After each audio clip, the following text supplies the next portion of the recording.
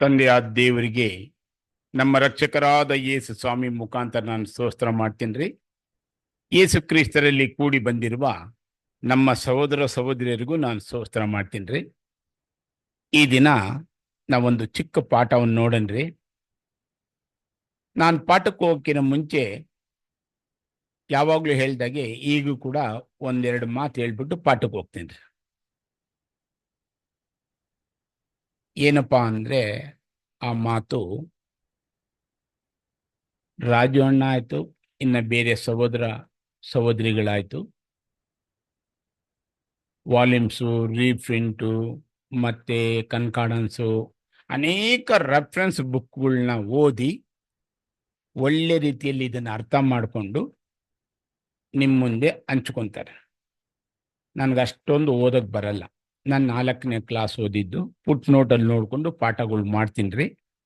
ಅದರಲ್ಲಿ ತಪ್ಪಿದ್ರೆ ದೇವರು ಕ್ಷಮಿಸ್ಲಿ, ನೀವು ಕೂಡ ಕ್ಷಮಿಸ್ಬೇಕು. ಇನ್ನೊಂದೆರಡು ಮಾತು ಏನಪ್ಪ ಅಂದರೆ, ಆಮೆನ್ ಅಂದರೆ ಏನ್ರಿ? ಆವಾಗ ಒಂದು ಸಹೋದರ ಪ್ರೇಯರ್ ಮಾಡೋ ಇಷ್ಟೊಂದು ಜನ ಆಮೇನ್ ಅಂತ ನನಗೆ ಕೇಳಿಸ್ಲಿಲ್ಲ. ಒಂದು ವೇಳೆ ನನ್ನ ಕಿವಿ ಕೇಳಿಸಲ್ವೋ ಅಥವಾ ಎಲ್ಲರೂ ಹೇಳಿಲ್ವೋ ನನಗೆ ಗೊತ್ತಿಲ್ಲ. ಯಾಕೆಂದರೆ ಮೇಷ್ಟ್ರು ಒಂದು ಸಹೋದರಿಗೆ ಒಂದು ಸಹೋದರನ ಕರೆದಾಗ, ಬಂದಿದ್ದೇನೆ ಗುರುಗಳೇ, ಎಸ್ ಸರ್, ಪ್ರೆಸೆಂಟ್ ಸರ್ ಅಂದರೆ ಅವ್ರು ಅಟೆಂಡೆನ್ಸ್ ಹಾಕಿ ಹೋಗ್ತಾ ಇರ್ತಾರೆ.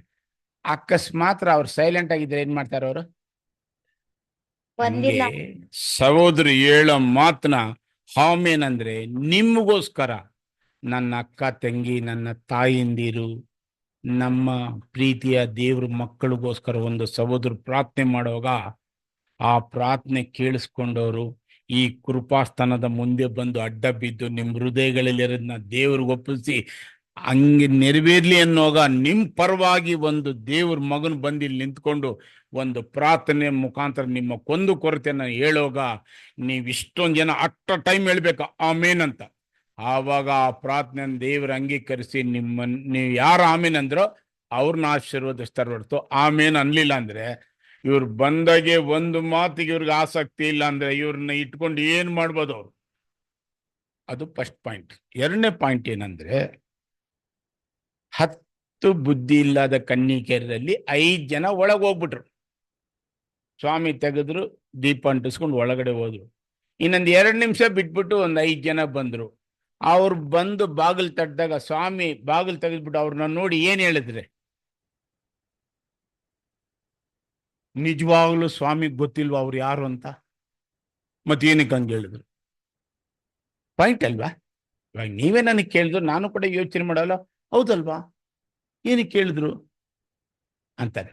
ಸ್ವಾಮಿಗೆ ಗೊತ್ತಿತ್ತು ಇಲ್ಲ, ಇವ್ರು 5 ಜನಕ್ಕೆ ಸ್ವಲ್ಪ ಎಣ್ಣೆ ಕಮ್ಮಿ ಆಗಿದೆ, ಹೋಗಿ ತೊಗೊಂಡು ಬಂದರು, 1-2 ನಿಮಿಷ ಟೈಮು ಲೇಟ್ ಆಗೋಯ್ತು, ಅದಕ್ಕೆ ನಾನು ಹೇಳದ್ಬಿಟ್ಟು ನೀವು ಯಾರಂತಾನೆ ನನಗೆ ಗೊತ್ತಿಲ್ಲ ಹೋಗ್ರಿ ಅಂತ ಹೇಳಿದ್ರೆ ಅದು ಸರಿನಾ? ಅದು ಸರಿ. ಯಾಕೆಂದ್ರೆ ತಂದೆಯಾದ ದೇವರು ತನ್ನ ಮನೆಗೆ ಕರೆದು ಸಿಂಹಾಸನಲ್ಲಿ ಕುಂಡಿಸಿ ತನ್ನ ಮಕ್ಕಳಾಗಿ ಅಂಗೀಕರಿಸಿ ಅಮರತ್ವ ಕೊಟ್ಟು ಈ ಪ್ರಪಂಚನ್ನೇ ನೀವು ಆಳ್ರಿ ಅನ್ನೋರಿಗೆ ನೀವು ಟೈಮ್ ಪ್ರಕಾರ ಬರಬೇಕೆ ಹೊರ್ತು ನೀವು ಲೇಟಾಗಿ ಬಂದರೆ ಅವ್ರ ಕಾನೂನಲ್ಲಿ ಅದು ಫಾಲ್ಟ್ ಆಗ್ತದೆ. 10 ನಿಮಿಷ ಮುಂಚೆ ಬನ್ರಿ, ಅರ್ಧ ಗಂಟೆ ಮುಂಚೆ ಬನ್ನಿ, ಎಷ್ಟು ನೀವು ದೇವ್ರಿಗೆ ಬೆಲೆ ಕೊಡ್ತೀರೋ ದೇವ್ರು ನಿಮ್ಗೆ ಅಷ್ಟೇ ಬೆಲೆ ಕೊಡ್ತಾರೆ. ನಮಗೂ ಗೊತ್ತು, ಕಾರಣಾಂತರಿಂದ ಟ್ರಾಫಿಕ್ ಆಗೋಯ್ತು, ಅದಾಯ್ತು ಇದಾಯ್ತು ಬಂದು 5-10 ನಿಮಿಷ ಲೇಟ್ ಆಗ್ಬಿಟ್ರಿ, ಏನಾಗ್ಬಿಡ್ತಿದೆ. ಇದು ಮನುಷ್ಯನ ಲೆಕ್ಕಾಚಾರ. ಇದು ದೇವ್ರ ಲೆಕ್ಕಾಚಾರ. ತನ್ನ ಮಕ್ಕಳ ಹತ್ರ ಹೆಂಗಿರ್ಬೇಕಂತ ಹಂಗೆ ಎಕ್ಸ್ಪೆಕ್ಟ್ ಮಾಡ್ತಾರೆ. ಮುಂದಿನ ಟೈಮಲ್ಲಿ ಒಂದು ಅರ್ಧ ಗಂಟೆ ಮುಂಚೆ ಬಿಡೋಣ, ಸರಿಯಾದ ಟೈಮ್ ಬರನ್ರಿ. ನಾನು ಹೇಳಿ ನಿಮ್ಮ ಮನಸ್ಸು ನೋಯಿಸ್ಬೇಕನ್ನೋ ಇಷ್ಟ ಇಲ್ಲ. ನಮ್ಮ ಸಹೋದರ ಹೇಳಿದ್ರು, ನಾವೇನು ಹೇಳ್ಬೇಕಂತ ಇಲ್ಲಿ ಬಂದಿರ್ತೇವೆ, ಇಲ್ಲಿ ನಿಂತ್ಕೊಂಡಾಗಿ ಏನೋ ಹೇಳ್ಬಿಡ್ತೀವಿ. ಅದು ಯಾಕೆ ಅಂತ ನಮ್ಗೆ ಗೊತ್ತಾಗಲ್ಲ. ದೇವ್ರು ಪ್ರೀತಿಸ್ತಾರೆ, ಒಂದು ಒಳ್ಳೆ ಕಂಡೀಷನ್ ನಿಮ್ಗೆ ಹೇಳ್ಕೊಡ್ತಾರೆ, ಆ ಥರ ನಡೆದ್ರೆ ಮಕ್ಕಳ ಮೇಲೆ ಇಷ್ಟ ಬಿದ್ದು ತನ್ನ ಮನೆ ಕರೀತಾರೆ ಅನ್ನೋ ಉದ್ದೇಶ ಅಷ್ಟೇನೆ. ಓಕೆ, ಇವತ್ತೊಂದು ಪಾಠಕ್ಕೋಸ್ಕರ ನಾನು ಆದ್ಕೊಂಡ ವಚನ ಎಫೆಸ 6ನೇ ಅಧ್ಯಾಯ 4ನೇ ವಚನ. ಯಾರನ 6ನೇ ಅಧ್ಯಾಯ 4ನೇ ವಚನ. ಹೌದ್ರಾ? ಓ, ನಾನ್ ನೋಡಿ ಏನೋ ಹೇಳಕ್ ಹೋಗ್ಬಿಟ್ಟು ಏನೋ ಮಾಡ್ಬಿಟ್ಟು. ಕರೆಕ್ಟ್. ಎಫೆಸ 4ನೇ ಅಧ್ಯಾಯ 6ನೇ ವಚನ ಓದಪ್ಪ. ಅದೇನೋ ಮಿಸ್ಟೇಕ್ ಆಗಿದ್ರು ಬಿಟ್ಬಿಡೋಣ. ಎಫೆಸ 4ನೇ ಅಧ್ಯಾಯ 6ನೇ ವಚನ. ಎಲ್ಲರಿಗೂ ತಂದೆಯಾಗಿರುವ ದೇವರು ಒಬ್ಬನೇ. ಆತನು ಎಲ್ಲರ ಮೇಲಿರುವವನು, ಎಲ್ಲರ ಮುಖಾಂತರ ಕಾರ್ಯ ನಡೆಸುವವನು, ಎಲ್ಲರಲ್ಲಿ ವಾಸಿಸುವವನು ಆಗಿದ್ದಾನೆ. ಇದು ಇಲ್ಲಿ ಬರ್ದವ್ರೆ. ಏನೇನ್ ಬರ್ದವ್ರಪ್ಪ ಇಲ್ಲಿ? ಎಲ್ಲರ ಮುಖಾಂತರ ಕಾರ್ಯ ನಡೆಸುವುದಿಲ್ಲ ಒಂದು, ಎಲ್ಲರ ಮುಖಾಂತರ ಕಾರ್ಯ ನಡೆಸುವವನು ಎರಡು, ಓಕೆ. ಇದು ಮೂರು ಬೇರೆ ಬೇರೆನೋ ಎಲ್ಲ ಒಂದೇನಾ? ಬೇರೆ ಬೇರೆ. ಎರಡು ಮಾತಾಗಿದೆಯಾ ಅಥವಾ ಒಂದು ಮಾತಾಗಿದೆಯಾ, ಮೂರು ಮಾತಾಗಿದೆಯಾ? ಬೇರೆ ಬೇರೆ ಅಂದ್ರೆ ಮೂರು ಮಾತಾಗಿದೆ. ಇವಾಗ ನಮ್ಮ ಮಾತು ಏನಪ್ಪಾ ಅಂತ ಹೇಳಿದ್ರೆ, ಆತನು ತನ್ನ ಎಲ್ಲಾ ಒಳ್ಳೆ ಕಾರ್ಯಗಳನ್ನು ಎಲ್ಲರ ಮುಖಾಂತರ ನಡೆಸಲ್ಲ, ನಂಬರ್ 1. ನಂಬರ್ 2, ಆತನು ತನ್ನ ಒಳ್ಳೆ ಕಾರ್ಯಗಳನ್ನು ಎಲ್ಲರ ಮುಖಾಂತರ ನಡೆಸ್ತಾನೆ, ನಂಬರ್ 2. ಇನ್ನೊಂದು, ಆತನು ತನ್ನ ಒಳ್ಳೆ ಕಾರ್ಯಗಳನ್ನು ಎಲ್ಲರ ಮುಖಾಂತರ ನಡೆಸ್ತಾನೋ ಅಂದ್ರೆ ಎರಡು ಬಿಟ್ಬಿಡ್ರಿ. ನಡೆಸ್ತಾನೋ ಅಂದ್ರೆ ನಡ್ಸಂಗೋ ನಡೆಸಲ್ಲ ಅಂತಾನೋ? ಕರೆಕ್ಟ್. ಕ್ವಶನ್ ಏನ್ ಕ್ವಶನ್ ಅಂದ್ರೆ, ಯಾಕೆ ನಡೆಸಲ್ಲ, ಹೆಂಗ್ ನಡೆಸ್ತಾರೆ? ಕ್ವಶನ್ ಅಲ್ಲಿ ಇಲ್ಲಿ ನಡೆಸ್ತಾನೆ ಅನ್ನೋದು ನಡೆಸ್ತಾರೆ ಅಂತ, ನಡೆಸಲ್ಲ ಅಂದ್ರೆ ನಡೆಸಲ್ಲ ಅಂತ, ನಡೆಸ್ತಾನೋ ಅಂದ್ರೆ ಕ್ವಶನ್ ಅಲ್ವಾ? ಯಾಕೆ ಅಂತ ಇವತ್ತು ಅದೇ ಪಾಠ. ಆತನು ಎಲ್ಲರ ಮುಖಾಂತರ ತನ್ನ ಒಳ್ಳೆ ಕಾರ್ಯನ ನಡೆಸ್ತಾನೋ, ಅದೇ ಇವತ್ತಿನ ಪಾಠ.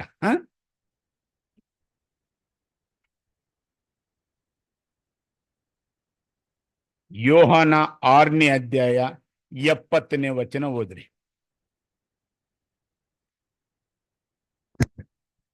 ಅದಕ್ಕೆ ಯೇಸು, 12 ಮಂದಿಯಾದ ನಿಮ್ಮನ್ನು ನಾನು ಆರಿಸಿ ತೆಗೆದುಕೊಂಡನಲ್ಲವೋ, ನಿಮ್ಮಲ್ಲಿಯೂ ಒಬ್ಬನು ಸೈತಾನನ ಮಗನಿದ್ದಾನೆ ಅಂದನು. ಇಂಥವ್ರ ಮುಖಾಂತರ ದೇವರು ತನ್ನ ಒಳ್ಳೆ ಕಾರ್ಯಗಳನ್ನ ನಡೆಸಲ್ಲ ಅಂತ ನಾವು ಚೆನ್ನಾಗಿ ತಿಳ್ಕೊಬೇಕು. ಯಾರಿಗೆ ಹೇಳ್ತಾ ಇದ್ದಾರೆ ಹೇಳಿ?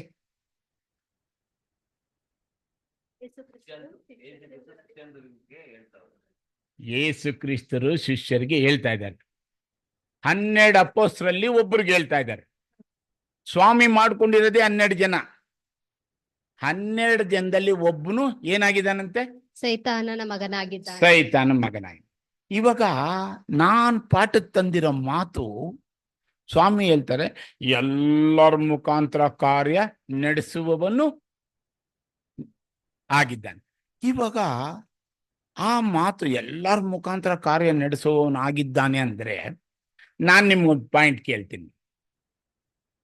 ನಾನು ನಮ್ಮ ರೆಡ್ಡಿಯಣ್ಣ ಒಂದು ಕನ್ವೆನ್ಷನ್ ಮಾಡ್ತೀವಿ ಅಂತ ಇಟ್ಕೊಳ್ಳೋಣ. ರಾಜಣ್ಣ ಮೊನ್ನೆ ಸೇರಿಸಿದ ಕನ್ವೆನ್ಷನ್ ಅಲ್ಲಿ ಎಷ್ಟು ಜನ ಇರ್ಬೋದ್ರಿ? ಚಕ್ ಚಕ್ ಅಂತ ಯಾರ ಟಕ್ ಟಕ್ ಅಂತ ಹೇಳ್ಬೇಕು, ಇಲ್ಲಾಂದ್ರೆ ನಿಮ್ಗೆ ಲೇಟ್ ಆಗ್ತದೆ. ಆಗೋಯ್ತು ಅಷ್ಟೇ. ಜಾಸ್ತಿ ಇರ್ಬೋದು, ಕಮ್ಮಿ ಇರ್ಬೋದು. 300 ಜನ. ನಾನು ಅವ್ರು ಮಾಡಿದ್ರೆ, ನಾನು ನೀನ್ ಮಾಡಿದ್ರೆ 300 ಜನ ಸೇರ್ತಾರ? ಇಲ್ಲ ಅಲ್ಲಿರೋರ್ನ ಯಾರನ್ನ ಇಬ್ರು ಹೆಸರು ಹೇಳಿ ಎತ್ಕೊಂಡು ಕಾಸು ಕೊಟ್ಬಿಟ್ಟು ನೀವು ಮಾಡ್ರಮ್ಮ ಅಂದ್ರೆ 300 ಜನ ಸೇರ್ತಾರ? ಯಾಕೆ ಸೇರಲ್ಲ? ನೀವು ಮಾತಾಡ ಪ್ಲೀಸ್, ಹಂಗನ್ಬಾರ್ದು. ದೇವ್ರ ಮಕ್ಕಳು ಹಂಗನ್ಬಾರ್ದು ಅಮ್ಮ.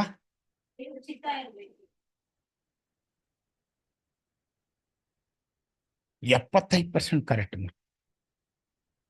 ನನ್ನ ಪ್ರಶ್ನೆ ಫಸ್ಟ್ ಕೇಳ್ಕೊಳ್ಳಿ. ಯಾಕೆ ಇಲ್ಲಿರೋರ್ನ ಒಂದಿಬ್ಬರನ್ನ ಎತ್ಕೊಂಡು ಅಂತ ಕನ್ವೆನ್ಷನ್ ಮಾಡಕ್ ಹೋದ್ರೆ ನಾವು ಕರೆದ್ರೆ 300 ಜನ ಸೇರ್ತಾರ? ಸೇರಲ್ಲ. ಯಾಕೆ ಅಂದ್ರೆ ಅವ್ರು ಹೇಳಿದ ಮಾತು ಫಸ್ಟ್ ಇದು, ಸೇರಲ್ಲ. ಯಾಕೆ ಅಂದ್ರೆ ಆ ಮಾತು ದೇವ್ರ ಚಿತ್ತ ಇಲ್ಲ. ದೇವ್ರ ಚಿತ್ತ ರಾಜಣ್ಣನ ಜೊತೆ ಇದ್ದು ನಿಮ್ ಜೊತೆ ನನ್ ಜೊತೆ ನಿಮ್ ಜೊತೆ ಇಲ್ಲ ಅಂದ್ರೆ ಅವ್ರು ಒಳ್ಳೆಯರ ಕೆಟ್ಟರ? ನಾನು ನಮ್ಮ ಮಕ್ಕಳು ಸೇರಿ ಮಾಡೋಣ ಅಂತ ಅಷ್ಟು ಖರ್ಚು ಮಾಡಿ ಎಲ್ಲಾರನ್ನ ಕರೆದ್ರೆ 300 ಜನ ಬರ್ಲಿಲ್ಲ ಅಂದ್ರೆ ದೇವ್ರು ಒಳ್ಳೇದಾ? ಒಳ್ಳೇದ್ ಕರೆಕ್ಟ್. ಯಾಕಂದ್ರೆ ನಾನು ಕೆಟ್ಟವನಾಗಿದ್ರೆ ನಾನು ಅಷ್ಟೊಂದು ಜನ ಸೇರ್ಸಕ್ಕಾಗಲ್ಲ. ನಾನು ಒಳ್ಳೆನಾಗಿದ್ರೇನೆ ಅಷ್ಟೊಂದು ಜನ ಸೇರ್ಸೋದು. ನಾನು ಒಳ್ಳೆನನ್ಬಿಟ್ಟು ನನ್ನ ಹೈಟು ವೈಟು ನನ್ನ ಶರೀರ ನನ್ನ ಮಾತಿನಲ್ಲ, ನಾನು ಮಾಡೋ ಕೆಲಸ ಅವ್ರಿಗಿಷ್ಟ ಆದ್ರೆ ಅಂತ ಮಕ್ಕಳು ಮನಸ್ಸಲ್ಲಿ ಹಾಕಿ ಅವ್ರನ್ನ ಕಳಿಸ್ತಾರೆ. ಅಂತ ಮಕ್ಕಳ ಮನಸ್ಸಲ್ಲಿ ನಾನು ಇಷ್ಟ ಬರ್ಬೇಕಂದ್ರೆ, ದೇವ್ರ ಇಷ್ಟ ಬರ್ಬೇಕಂದ್ರೆ, ನಿಮ್ಗೂ ಇಷ್ಟ ಬರ್ಬೇಕಂದ್ರೆ ಇವತ್ತಿಂದನೇ ನಾವು ಮಾತಾಡೋ ಮಾತು, ನಡ್ಕೊಳೋ ರೀತಿ, ಹೇಳೋ ವಿಷಯ ಅವರು ನೋವಾಗುತ್ತೋ ನೋವಾಗಲ್ವೋ, ಅದು ಮಾಡಬೇಕು ಮಾಡಬಾರ್ದು ಅಂತ ನಾವು ತಿಳ್ಕೊಂಡು ಯಾವಾಗ ಭಯ ಭಕ್ತಿಯಿಂದ ಮಾಡ್ತೀವೋ ಆ ಭಯ ಭಕ್ತಿ ದೇವ್ರ ಚಿತ್ತಕ್ಕನುಸಾರವಾಗಿರ್ತಿದೆ. ಅವಾಗ ನೀನ್ ಕರೆದ್ರೆ ಬರ್ತಾರೆ. ಅಂತದ್ ಗೊತ್ತಿಲ್ಲದೆ ನೀನ್ ಮಾಡಕ್ ಹೋದ್ರೆ ದೇವ್ರಿಗೆ ಇಷ್ಟ ಇಲ್ಲ, ಅವ್ರ ಚಿತ್ತ ಇಲ್ಲ, ಅದು ನಿನ್ ಕೈನಲ್ಲಿ ಮಾಡ್ಸಲ್ಲ. ಯಾಕೆ ಮಾಡ್ಸಲ್ಲ ಅಂದ್ರೆ ನಿಮ್ಮಲ್ಲಿ ಎಲ್ಲರೂ ಶುದ್ಧರಲ್ಲ, ನಿಮ್ಮಲ್ಲೂ ಕೂಡ ಒಬ್ಬನು ಸೈತಾನ ಮಗನಾಗಿದ್ದಾನೆ. ಆ ಸೈತಾನ ಮಗನಂತ ಹೇಳಿದ್ರೆ ಯಾರು ಅಂದ್ರೆ, ಸ್ವಾಮಿ ಹೇಳೋ ಮಾತನ್ನ ಕೇಳಿ ಮಾತಾಡದೆ ತನ್ನಿಷ್ಟದಂತೆ ಮಾತಾಡಿ ನಡೆಯೋನೆ ಸೈತಾನ ಮಗ. ಅಂಥವ್ರ ಕೈನಲ್ಲಿ ಇಂಥ ಒಳ್ಳೆ ಕೆಲ್ಸಗಳು ಮಾಡ್ಸಲ್ಲ. ನಾನು ಎಷ್ಟು ತಪ್ಪು ಹೇಳ್ತಾ ಇದ್ದೀನೋ, ಎಷ್ಟು ರೈಟ್ ಹೇಳ್ತಾ ಇದ್ದೀರೋ, ಆಮೇಲೆ ನೀವು ಎಲ್ಲ ಪಾಠ ಮುಗಿದ ಮೇಲೆ ನಿಲ್ಲಿಸ್ಬಿಟ್ಟು ಗೀಟ್ ಹಾಕ್ಬಿಟ್ಟು ನನ್ನ ಕೇಳಬೇಕು. ನೀವಿದು ವಚನ ಹೇಳಿದ್ದೀರಾ, ಈ ಮಾತು ಸರಿ ಇಲ್ಲ, ನಿಮ್ಮ ಮಾತು ವಾಪಸ್ ತೊಗೊಳ್ಳಿ, ನೆಕ್ಸ್ಟ್ ಟೈಮ್ ಮಾತಾಡಬೇಡಿ. ಮಾತಾಡಿದ್ರಂದ್ರೆ ನಿಮಗೆ ನಾವು ಸಭೆಯಲ್ಲಿ ಹೇಳ್ಬಿಟ್ಟು ಆಚೆ ಹಾಕ್ತೀವಿ ಅಂತ. ನೀವು ಅಂಥ ಮಕ್ಕಳಾದಂದ್ರೆ ನ್ಯಾಯ ತೀರ್ಪು ಮಾಡೋದಕ್ಕೆ ಅಲ್ಲಿ ಕುತ್ಕೊಂತೀರ. ನೀವು ಯಾವಾಗ ನಾನು ಹೇಳ್ದೆ ನಮ್ಮ ತಂದೆ ಥರ ಇದ್ದಾರೆ, ನಮ್ಮ ತಾತನ ಥರ ಇದ್ದಾರೆ, ನಮ್ಮ ಅಂಕಲ್ ಥರ ಇದ್ದಾರೆ, ನಮ್ಮ ಅಣ್ಣನ ಥರ ಇದ್ದಾರೆ ಅಂತ ನೀವು ಬಿಡಬಾರ್ದು. ಮಲಿಕೊಂಡ್ಬಿಟ್ಟು ಬಾಮ ಒಂದು 4-5 ಸಲ ಮಾಡ್ತಾ ಇದ್ರೆ ಏನಾಗುತ್ತೆ ಅಂದರೆ, ಇಲ್ಲೊಂದು ಕ್ಯಾಮ್ರಾ ಇಕ್ಕಿದ್ರೆ ಅವಾಗ ಏನಾಗ್ತಿದೆ, ನಿನಗೆ ಯಾವತ್ತಾನ ಇಂಟರ್ವ್ಯೂನಲ್ಲಿ ಎಕ್ಸಾಮ್ ಇತ್ತು ಅಂದರೆ ಆವತ್ತು ಪಾಸ್ ಆಫ್ ಫೇಲ್ ಅಂದ್ರೆ ಹಂಗೆ ಮಾಡಬಾರ್ದು. ಯಾಕಂದರೆ ಇಲ್ಲಿ 1 ಅವರ್ ನೀನು ಅದನ್ನು ಮಾತು ಕೇಳಕ್ಕೆ ತಯಾರಿ ಇಲ್ಲ ಅಂದರೆ ನೀನು ಎಲ್ಲೋದ್ರೂ ಕೂಡ ದೇವ್ರು ನಿನ್ನ ಮಾತಿಗೆ ಅಷ್ಟೊಂದು ವ್ಯಾಲ್ಯೂ ಕೊಡ್ಸಲ್ಲ. ಇದ್ರಿಗೆ ಅದನ್ನು ಅಲರ್ಟ್ ಆಗಿದ್ರಮ್ಮ. ಒಳ್ಳೇದು, ನನ್ನ ತಂಗಿ ಅಂತ ಹೇಳಿದೆ. ಓಕೆ, ಯಾವಾಗ ದೇವ್ರ ಚಿತ್ತ ಇಲ್ವೋ ಅಂತವನ್ ಕೈನಲ್ಲಿ ದೇವರು ತನ್ನ ಒಳ್ಳೆ ಕೆಲಸಗಳನ್ನ ಮಾಡ್ಸಲ್ಲ. 1 ಪಾಯಿಂಟ್ ತಿಳ್ಕೊಡ್ರಿ. ಇವಾಗ ವಚನದಲ್ಲಿ ನೋಡೋಣ ಯಾರ ಕೈನಲ್ಲಿ ಮಾಡಿಸ್ತಾರೆ, ಯಾರ ಕೈನಲ್ಲಿ ಮಾಡಿಸಲ್ಲ ಅಂತ. ಎಫೆಸ 2ನೇ ಅಧ್ಯಾಯ 1-3.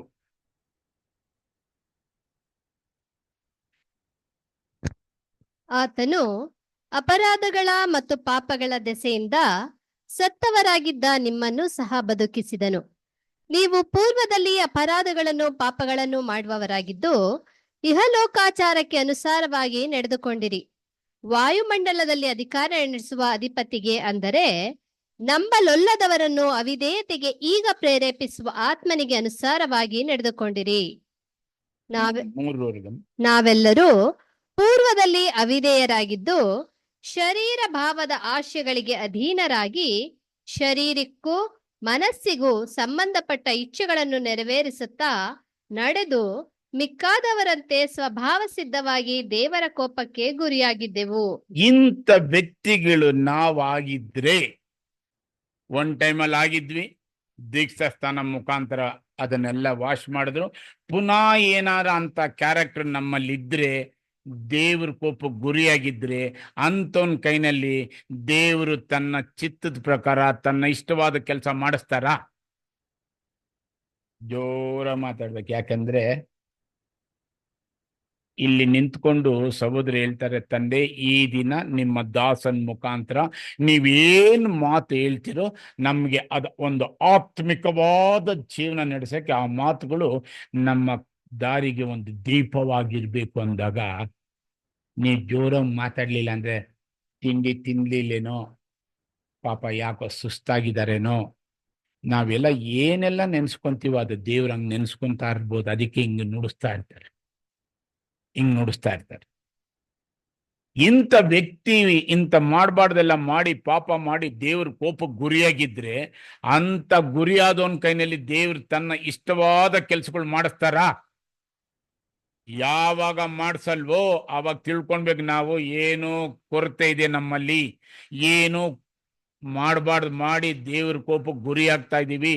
ನಮ್ಮ ಕೆಲಸ ಕಾರ್ಯಗಳು, ನಮ್ಮ ನಡೆ ನುಡಿಗಳು, ನಮ್ಮ ನೋಟಗಳು ದೇವ್ರಿಗೆ ಇಷ್ಟ ಇಲ್ಲ. ಅದಕ್ಕೆ ನಮ್ಗೆ ಈ ಪರಿಸ್ಥಿತಿ ಅಂತ ನಾವು ಚೆನ್ನಾಗಿ ತಿಳ್ಕೊಬೇಕು. ಯಾಕಂದ್ರೆ ದೇವ್ರ ಪಕ್ಷಪಾತಿ ಎಲ್ಲ ಲಂಚ ತಗೊಳೋದಿಲ್ಲ. ತಗೊಂತಾರ ದೇವ್ರು? ನಾನು ಆ ಮಕ್ಕಳು ಮಾಡ್ತೀನಿ, ಈ ಮಕ್ಕಳು ಮಾಡಲ್ಲ, ಆ ಮಕ್ಕಳು ಮಾಡ್ತೀನಿ, ಈ ಮಕ್ಕಳು ಮಾಡ್ತೀನಿ ಅಂತದೇನ ನಮ್ಮ ದೇವ್ರ? ನಮ್ಮ ದೇವ್ರು ಇಲ್ಲಿ ಬರ್ದವ್ರೆ ಎಲ್ಲರಿಗೂ ಮಾಡ್ತೀನಿ, ಎಲ್ಲರ ಮೇಲೆ ಇರ್ತೀನಿ, ಎಲ್ಲರ ಮುಖಾಂತರ ಕಾರ್ಯ ನಡೆಸ್ತೀನಿ. ಆ ಕೆಲ್ಸಕ್ಕೆ ಅವ್ರು ಸಿದ್ಧರಾಗಿದ್ದಾರ? ಅವ್ರು ಸಿದ್ಧರಾಗಿಲ್ಲ ಅಂದ್ರೆ ಅವ್ರನ್ನ ಬಿಟ್ಬಿಟ್ಟು ಯಾರು ಸಿದ್ಧರಾಗಿದ್ದಾರ ಅವ್ರನ್ನ ಕರೆದ್ಬಿಟ್ಟು ಅವ್ರ ಕೈನಲ್ಲಿ ಮಾಡಿಸ್ತೀನಿ. ಇದೇ ತಾನೇ ನ್ಯಾಯ? ಇವಾಗ ಎಲ್ಲರೂ ಸ್ಕೂಲಲ್ಲಿ ಹೋದ್ರೆ 10 ಸೀಟ್ ಇರ್ತಿದೆ, 1000 ಜನ ಹೋಗಿದ್ದೀವಿ. 10 ಸೀಟ್ಗೆ ಅವನು 10 ಸೀಟ್ನ ಕೊಡ್ಬೇಕು. 1000 ಜನ ಹೋಗಿದ್ದೀನಿ, 1000 ಜನಕ್ಕೆ ಹಂಚಕ್ಕಾಗುತ್ತಾ? 10 ಜನಕ್ಕೆ ಎಂತವ್ರಿಗೆ ಕೊಡ್ಬೋದು ಅವನು? ಅಮ್ಮ ಬೆಸ್ಟ್ ಆಗಿರೋ ಇವತ್ತು ಇಲ್ಲಿ ಕುತ್ಕೊಂಡಿರೋರೆಲ್ಲ ಬೆಸ್ಟಾ? ಇಲ್ಲ ಮಲ್ಕೊಳ್ಬೇಕಾ, ನಿದ್ದೆ ಮಾಡ್ಬೇಕಾ, ನಾಷ್ಟ ಮಾಡಿದ್ದೀರಾ, ಮಾತಾಡಲ್ವೋ? ಎಂತ ಬೆಸ್ಟ್ ಅಂದ್ರೆ ಹೆಂಗೆ? ಹಂಗೆ ಬೆಸ್ಟ್ ಏನಂತ ನಮ್ಮ ಮನ್ಸಿಗೆ ಏನು ತಿಳ್ಕೊಂತೀವಿ ಹಂಗೆ ಬೆಸ್ಟ್ ಆಗಿರೋಣ. ಆ ಬೆಸ್ಟ್ ಆಗಿರೋರಿಗೆ ಸೀಟು. ಮಾರ್ಕ್ಸ್ ಕಾರ್ಡ್ನಲ್ಲಿ ನಂಬರ್ ಜಾಸ್ತಿ ಬಂದೆ ತಾನೇ ಕರ್ಕೊಂತಾರೆ ಸ್ಕೂಲ್ನಲ್ಲಿ. ನಾನು ಕಮ್ಮಿ ಬಂದಿದ್ದೀನಿ, ನನ್ನ ಕರ್ಕೊಳ್ರಿ ಅಂದ್ರೆ ಅವ್ರು ಏನಂತಾರೆ, ಇಲ್ಲಪ್ಪ ನಿನ್ಕಿಂತ ಹೈಯೆಸ್ಟ್ ನಂಬರಲ್ಲಿ ಇದ್ದಾರೆ ಮಕ್ಕಳು, ಅವ್ರನ್ನ ಕರ್ಕೊಂತೀನಿ, ನಿನಗಲ್ಲ. ಹಂಗೆ ಇವತ್ತು ಮಾರ್ಕ್ಸ್ ಕಾರ್ಡ್ನಲ್ಲಿ ಒಳ್ಳೆ ನಂಬರ್ ಬರಬೇಕು ಇವತ್ತಿನ ಡೇಟ್ನಲ್ಲಿ ಅಂದ್ರೆ ಚೆನ್ನಾಗಿ ಮಾತಾಡ್ರಿ, ಚೆನ್ನಾಗಿ ಫಾಲ್ಟ್ ಹಿಡಿದ ತಕ್ಷಣ ಕೇಳೋರಾಗ್ರಿ. ಆವಾಗ ತಾನೇ ಯೇಸು ಪಕ್ಕದಲ್ಲಿ ಸಿಂಹಾಸದಲ್ಲಿ ಕುತ್ಕೊಂಡು ಇಡೀ ಲೋಕಕ್ಕೆ ನೀವು ನ್ಯಾಯ ತೀರ್ಸಕ್ಕಾಗದು ಅಲ್ಲೇನ್ಮ? ಆ ಥರ ವಿಷಯ. ಇಂಥ ಪಾಪ ಮಾಡಿ ದೇವ್ರ ಕೋಪಕ್ಕೆ ಗುರಿಯಾದವ್ರ ಕೈನಲ್ಲಿ ದೇವರು ತನ್ನ ಇಷ್ಟವಾದ ಕೆಲ್ಸಗಳು ಮಾಡಿಸಲ್ಲ ಅಂತ ನಾವು ತಿಳ್ಕೊಳೋಣ. ನಂಬರ್ 1. ನಂಬರ್ 2, ಮತ್ತಾಯ 26ನೇ ಅಧ್ಯಾಯ 59ನೇ ವಚನ ಓದಂ.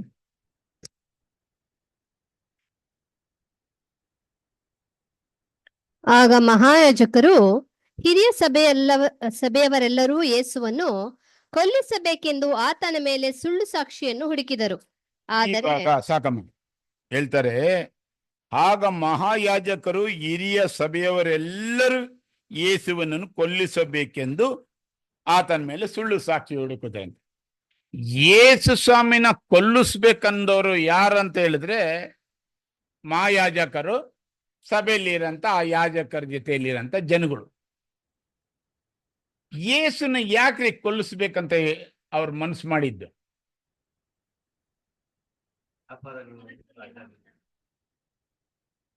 75% ಕರೆಕ್ಟ್. ನಾನು ಹೇಳಿದ್ಮೇಲೆ ಅದು 100 ಇನ್ನ 60 ಅಂತ ನೀನು ಕರೆಕ್ಟಾಗಿ ಕ್ಯಾಲ್ಕುಲೇಷನ್. ಯಾಕಪ್ಪ ಕೊಲೆ ಮಾಡಿದಿ? ಒಬ್ರಿಬ್ರು ಹೇಳಿದ್ರೆ ಮ್ಯಾಟರ್ ಕ್ಲೋಸ್ ಮಾಡ್ಬಿಡ್ತೀನಿ. ಏನಕ್ಕಪ್ಪ ಯೇಸುನ ಕೊಲೆ ಮಾಡ್ಬೇಕಂತ ಈ ಮಹಾಯಾಜಕರು ಮನಸ್ಸು ಮಾಡಿದ್ರು? ಓಕೆ, ಇದು ಸೇಮ್ ನಂಬರ್. ಏನಂದ್ರೆ ಈತನು ಎಲ್ಲದರಲ್ಲೂ ನಮ್ಗಿಂತ ಬೆಸ್ಟ್. ಈತನು ಮಾಡುವಂತ ಅದ್ಭುತ ಕಾರ್ಯಗಳು ನಾವು ಮಾಡಕ್ಕಾಗ್ತಾ ಇಲ್ಲ. ಈತನು ಸತ್ತೋರ್ನ ಎಬ್ಬರಿಸ್ತಾ ಇದ್ದಾನೆ, ಕಾಯಿಲ್ದವ್ರು ವಾಸಿ ಮಾಡ್ತಾ ಇದ್ದಾನೆ, ಕುಷ್ಠರೋಗದವ್ರನ್ನ ಬಿಡಿಸ್ತಾ ಇದ್ದಾನೆ, ದೆವ್ವದವ್ರನ್ನ ಬಿಡಿಸ್ತಾ ಇದ್ದಾನೆ. ಎಂತೆಂಥ ರೋಗಗಳು ಇರೋರೆಲ್ಲ ಇವನ ಹತ್ರ ಹೋಗಿ ವಾಸಿ ಆಗ್ತಾ ಇದ್ದಾರೆ. ಈತನು ಮಾತಾಡೋಂಥ ಮಾತುಗಳು ನಮ್ಮ ಕೈನಲ್ಲಿ ಮಾತಾಡೋಕ್ಕಾಗ್ತಾ ಇಲ್ಲ. ಈತನು ಹೇಳ್ದಂಗೆ ನಡೆದಂಗೆ ನುಡ್ದಂಗೆ ನಮ್ಮ ಕೈನಲ್ಲಿ ಆಗ್ತಾ ಇಲ್ಲಲ್ಲ. ಈತನು ನಮ್ಗಿಂತ ಬೆಸ್ಟ್. ಇವನ್ನ ಹಿಂಗೆ ಬಿಟ್ರೆ ಇವಾಗ್ಲೇ 4 ಕಡೆಯಿಂದನೂ ಜನ ಈತನ ಹತ್ರ ಹೋಗ್ತಾ ಇದ್ದಾರೆ. ಸ್ವಲ್ಪ ದಿವಸ ಆದ್ರೆ ನನ್ನ ಹತ್ರ ಇರೋ ಜನನು ಈತನ ಹಿಂದೆ ಹೋಗ್ಬಿಟ್ರೆ ನನ್ನ ಗತಿ ಏನು? ನನ್ನ ಗತಿ ಏನು? ನನಗೆ ಜನಗಳ ಮುಂದೆ ನಮಸ್ತೆ ಬೇಕು, ಇಂಥ ಪೊಸಿಷನಲ್ಲಿ ಮುಂದೆ ಕುತ್ಕೊಬೇಕು, ಎಲ್ಲ ಸ್ಥಾನಮಾನಗಳಲ್ಲಿ ನಾನಿರ್ಬೇಕು. ನನಗೆ ಇಂಥದ್ದು ಎಲ್ಲಿ ಇಲ್ಲದೆ ಹೋಗ್ತಿದ್ದೋ, ಇವನ್ ಪಡಿತಾ ಇದ್ದಾನೆ ಬೆಸ್ಟ್ ಆದನು, ಇವನ್ನ ಹೆಂಗನ ಮಾಡಿ ಸಾಯ್ತು. ಇವತ್ತು ಇಂಥ ವ್ಯಕ್ತಿ ಕೈನಲ್ಲಿ ದೇವರು ತನ್ನ ಇಷ್ಟ ಬಂದಿದ್ದ ಕೆಲ್ಸಗಳನ್ನ ಒಳ್ಳೆ ಕೆಲಸ ಮಾಡಿಸ್ತಾರಾ? ಇವತ್ತು ಈ ವಚನದಲ್ಲಿ ಓದಂಗೆ ಮಹಾಯಾಜಕರಂದ್ರೆ ನಾಳೆ ನೀವು ರಾಜವಂಶಸ್ಥರಾದ ಯಾಜಕರಾಗೋರು. ನಿಮ್ಮಲ್ಲಿ ಆ ಯಾಜಕರ ತರ ಕೊಲೆ ಮಾಡಂತ ಮನ್ಸಿದ್ರೆ ನಿಮ್ಮಂತವ್ರ ಕೈನಲ್ಲಿ ಅವರು ತನ್ನ ಚಿತ್ತವಾದ ಇಷ್ಟವಾದ ಕೆಲಸಗಳು ಮಾಡಿಸ್ತಾರ? ಮಾಡ್ಸಲ್ಲ. ಇವತ್ತು ನಾವು ಕೊಲೆ ಮಾಡ್ತೀವ ಅಮ್ಮ? ನೀನೇ ಓದಮ್ಮ ಒಂದು ವಚನ. 1 ಯೋಹಾನ 3:15.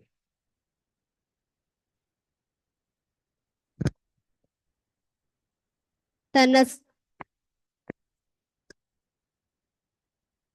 ಹಾ,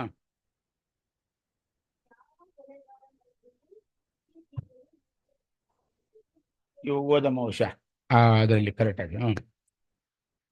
ತನ್ನ ಸಹೋದರನನ್ನು ದ್ವೇಷಿಸುವವನು ಕೊಲೆಗಾರನಾಗಿದ್ದಾನೆ, ಮತ್ತು ಯಾವ ಕೊಲೆಗಾರನಲ್ಲಿಯೂ ನಿತ್ಯ ಜೀವವು ಇರುವುದಿಲ್ಲವೆಂಬುದು ನಿಮಗೆ ಗೊತ್ತಾಗಿದೆ. ನಾವು ಕೊಲೆ ಮಾಡ್ತೀವ ಮಾಡಲ್ಲಮ್ಮ?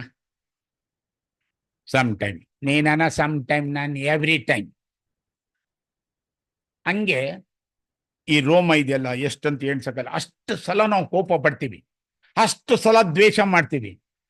ನೀನು ದೇವ್ರ ಮಗಳಾಗ್ಬೇಕು, ನಾನು ದೇವ್ರ ಮಗನಾಗ್ಬೇಕಂತಾನೆ ನಮ್ಮ ಮನೆಯವರೇ ನಮ್ಮ ವೈರಿ ಆಗ್ತಾರೆ. ಆವಾಗ ನೀನು ಯೇಸು ಕ್ರಿಸ್ತರ ಕ್ಯಾರೆಕ್ಟರ್ ತೋರಿಸ್ಬೇಕು. ನೀನ್ ತೋರಿಸ್ತೆ, ನೀನ್ ಕೋಪ ಬಿದ್ದು ದ್ವೇಷ ಮಾಡಿದ್ರೆ ನೀ ಕೊಲೆಗಾರ ಆಗೋಗ್ಬಿಟ್ಟೆ. ನಿನ್ನಂತವ್ರಿಗೆ ನಿತ್ಯ ಜೀವ ಕೊಡಲ್ಲ. ಅಮ್ಮಮ್ಮ ಹಿಂಗ ಅನ್ನೋಗ ನಿಮ್ಗೆ ಅಲ್ಲಮ್ಮ, ನನಗೆ ಅಮ್ಮ, ಎಲ್ಲರಿಗಮ್ಮ, ಕರೆಕ್ಟ್ಮ. ಅವಾಗ ನಾಳೆ ನಾವು ರಾಜವಂಶಸ್ಥರಾದ ಯಾಜಕರಾಗಿ ದೇವ್ರ ಮಗನಾಗಿ ಸಿಂಹಾಸನ ಕೂತ್ಕೊಂಡು ಅಮರತ್ವ ಪಡೆದು ಇಡೀ ಲೋಕಕ್ಕೆ ನ್ಯಾಯ ತೀರ್ಸೋಗ ನಮ್ಮ ಸಹೋದರಿ ಯಾರು ಗೊತ್ತೇನಮ್ಮ? ಯಾರಮ್ಮ? ಯಾರು ಅಂದ್ರೆ ತಂದೆಯಾದ ದೇವರು ತನ್ನ ಮಗನ ರಕ್ತದಿಂದ ಪರ್ಚೇಸ್ ಮಾಡಿರೋ ಮಕ್ಕಳಿರು. ಅವ್ರ ಮೇಲೆ ನಾವು ಕೋಪ ಮಾಡೋದಾಯ್ತು, ದ್ವೇಷ ಮಾಡೋದ ಆಗಂಗಿಲ್ಲ. ಅಕಸ್ಮಾತ್ ಅಂತ ಟೈಮ್ ಬಂತು ಅಂದ್ರೆ ಅವ್ರು ತಪ್ಪು ಮಾಡಿದ್ದಾರೆ ಅಂತ ಗೊತ್ತಿದ್ರು ಕೂಡ ಕ್ಷಮಿಸ್ಬೇಕು. ಯಾಕೆಂದ್ರೆ ತಂದೆಯಾದ ದೇವ್ರು ನಾವು ತಪ್ಪು ಮಾಡಿದಾಗ ಕ್ಷಮಿಸಿದ್ದಾರೆ. ಯೇಸು ಕ್ರಿಸ್ತರು ಅವ್ರಿಗೆ ತಪ್ಪು ಮಾಡಿದವ್ರಿಗೆ ಅವ್ರು ಕ್ಷಮಿಸಿದ್ದಾರೆ. ಅವ್ರ ಶರೀರದ ಅಂಗ, ಅವ್ರ ಅಣ್ಣ ತಂಗಿ, ಅವ್ರ ಅಕ್ಕ ತಂಗಿ ಅದೇ ಕ್ಯಾರೆಕ್ಟರ್ ಇದ್ರೆ ಅಲ್ಲಿ ಹೋಗ್ತೀರಾ, ಇಲ್ಲಾಂದ್ರೆ ಇಲ್ಲ. ಅಂತ ಕ್ಯಾರೆಕ್ಟರ್ ಇದ್ದೇನೆ ಅವ್ರು ಇಷ್ಟವಾದ ಕೆಲ್ಸಗಳನ್ನ ನಮ್ಮ ಕೈನಲ್ಲಿ ಮಾಡ್ಸೋದು. ಅಂತ ಕ್ಯಾರೆಕ್ಟರ್ ಇಲ್ಲ ಅಂದ್ರೆ ಅಂಥವ್ರ ಕೈನಲ್ಲಿ ಮಾಡ್ಸಲ್ಲ. ಇದೇನೆ. ಇನ್ನೊಂದು ವಚನ ಲೂಕ 22ನೇ ಅಧ್ಯಾಯ 3-6.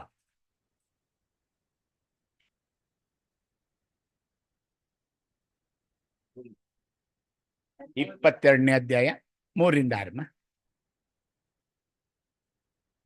ಆಗ ಸೈತಾನನು 12 ಮಂದಿ ಶಿಷ್ಯರ ಲೆಕ್ಕದಲ್ಲಿ ಸೇರಿದವನಾದ ಇಸ್ಕರಿಯೋತನೆಂಬ ಯೂದನಲ್ಲಿ ಪ್ರವೇಶಿಸಲು ಅವನು ಮಹಾಯಾಜಕರ ಬಳಿಗೂ ಕಾವಲಿನ ದಳವಾಯಿಗಳ ಬಳಿಗೂ ಹೋಗಿ ತಾನು ಯೇಸುವನ್ನು ಹಿಡುಕೊಡುವ ಉಪಾಯವನ್ನು ಕುರಿತು ಅವರ ಸಂಗಡ ಮಾತಾಡಿದನು. ಆಮೇಲೆ 6ವರೆಗೂ ಅವರು ಸಂತೋಷಪಟ್ಟು ನಿನಗೆ ಹಣ ಕೊಡುತ್ತೇವೆಂದು ಒಪ್ಪಂದ ಮಾಡಲು ಅವನು ಒಡಂಬಟ್ಟು ಆತನನ್ನು ಗದ್ದಲವಾಗದಂತೆ ಅವರಿಗೆ ಹಿಡುಕೊಡುವುದಕ್ಕೆ ಅನುಕೂಲವಾದ ಸಮಯವನ್ನು ನೋಡುತ್ತಿದ್ದನು.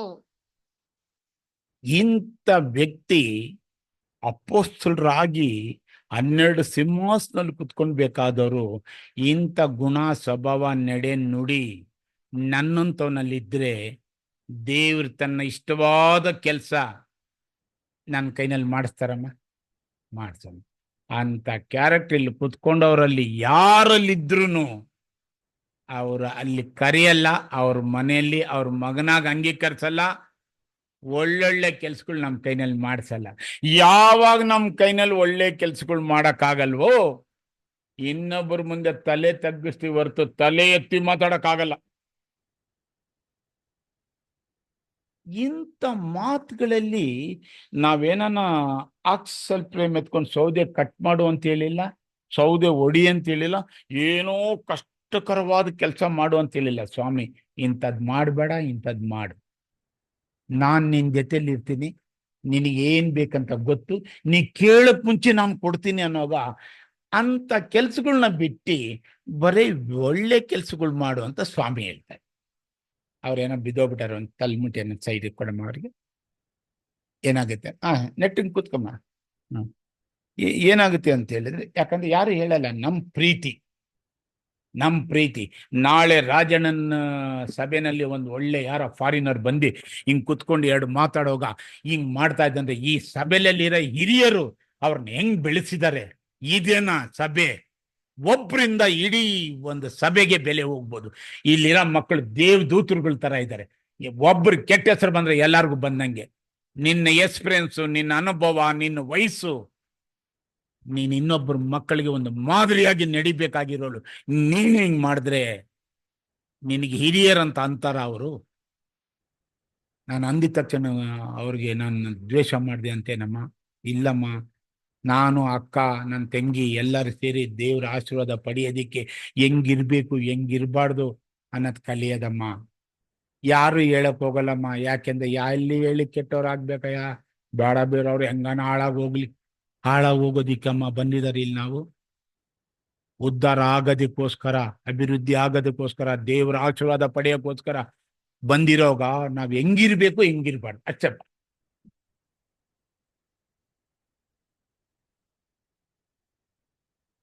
ಇಂಥ ಅಪೊಸ್ತಲರು ಯೇಸು ಜೊತೆ ಓಡಾಡ್ಕೊಂಡು, ಯೇಸು ಜೊತೆ ತಿಂಡಿ ತಿನ್ಕೊಂಡು, ಯೇಸು ಜೊತೆ ಊಟ ಮಾಡಿಕೊಂಡು, ಯೇಸು ಮಾಡಿದ್ದೆಲ್ಲ ನೋಡಿ, ಏನಪ್ಪಾ ನೀನ್ ದೇವ್ರ ಮಗನು, ನೀನ್ ಮಾಡ್ದಂಗೆ ಈ ಪ್ರಪಂಚದಲ್ಲಿ ಯಾರ ಕೈನಲ್ಲೂ ಮಾಡೋಕ್ಕಾಗ್ತಾ ಇಲ್ಲ, ನಾವು ನೋಡುವಾಗ ನಿಜವಾಗ್ಲೂ ನಮ್ಮ ಜೊತೆ ದೇವ್ರಿದ್ದಾರೆ ಅಂತ ಹೇಳಿದವನೇ ಆತನು ಅವ್ರನ್ನ ಹಿಡ್ಕೊಟ್ಟು ದುಡ್ಡು ಸಂಪಾದನೆ ಮಾಡ್ತಾರೆ ಅಂತ ಇರೋಗ, ಅಂತ ಇಸ್ಕರಿಯೋತ ಯೂದಾಸ್ ಕೈನಲ್ಲಿ ದೇವ್ರು ತನ್ನ ಇಷ್ಟವಾದ ಒಳ್ಳೆ ಕೆಲಸಗಳು ಮಾಡಿಸ್ತಾರ? ಮಾಡಲ್ಲಮ್ಮ. ಯಾವಾಗ ನಾವು ಒಳ್ಳೆ ಕೆಲಸಗಳು ಬೇಸರಗೊಳ್ಳೆ ಮಾಡ್ತೀವೋ ಅಂತವ್ರಿಗೆ ಸ್ವಾಮಿ ಏನ್ ಹೇಳ್ತಾರೆ ಅಂದ್ರೆ, ರೋಮ 2:7 ಹೇಳ್ತಾರೆ,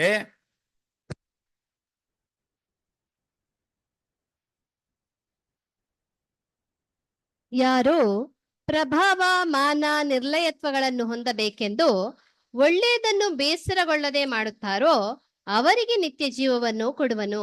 ಏನು ಒಳ್ಳೇದಂದ್ರೆ, ಏನಪ್ಪ ಬೇಸರಗೊಳ್ಳದೆ ಒಳ್ಳೇದ್ ಮಾಡ್ತಾರೆ ಅಂದ್ರೆ, ಒಬ್ಬರ ಮೇಲೂ ಗುಣಗುಟ್ಟಬಾರ್ದು, ಒಬ್ಬರ ಮೇಲೂ ಕೋಪ ಮಾಡಬಾರ್ದು, ಒಬ್ಬರ ಮೇಲೂ ದ್ವೇಷ ಮಾಡಬಾರ್ದು. ಅವ್ರು ಏನು ಮಾಡಿದ್ರು ಕೂಡ ಸಹಿಸ್ಕೊಂಡು ಕ್ಷಮಿಸಿ ಪ್ರೀತಿಸ್ಬೇಕು. ಅಷ್ಟೇನೆ ಒಳ್ಳೆ ಕೆಲಸ. ಬೇರೆ ಇನ್ನೇನು ನಿನ್ನಿಂದ ಎದುರು ನೋಡಲ್ಲ ದೇವ್ರು. ಯಾಕಂದ್ರೆ ಮೀಕಾ 6:7-8 ಹೇಳ್ತಾರೆ,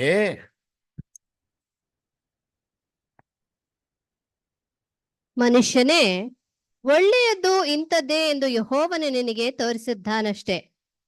ಅದಾ ಬ್ರದರ್? ಹೌದಮ್ಮ. ನ್ಯಾಯವನ್ನು ಆಚರಿಸುವುದು, ಕರುಣೆಯಲ್ಲಿ ಆಸಕ್ತನಾಗಿರುವುದು, ನಿನ್ನ ದೇವರಿಗೆ ನಮ್ರವಾಗಿ ನಡೆದುಕೊಳ್ಳುವುದು, ಇಷ್ಟನ್ನೇ ಹೊರತು ಯೆಹೋವನು ನಿನ್ನಿಂದ ಇನ್ನೇನು ಅಪೇಕ್ಷಿಸುವನು? ಇಷ್ಟು ಮಾಡಿ ನಡ್ಕೊಂಡವ್ರ ಕೈನಲ್ಲಿ ದೇವ್ರು ತನ್ನ ಇಷ್ಟ ಬಂದ ಕೆಲ್ಸಗಳು ಮಾಡಿಸ್ತಾರೆ ಹೊರತು, ಅದಕ್ಕೆ ವಿರೋಧವಾಗಿ ಮಾಡಿದ್ದೇ ಮಾಡ್ತೀನಿ ನಾನು ಹಂಗೇನೆ ಅಂದ್ರೆ ನೀನ್ ಹಂಗೆ ಇರಬೇಕು. ನೀನ್ ಉದ್ಧಾರ ಆಗದೇ ಇಲ್ಲ.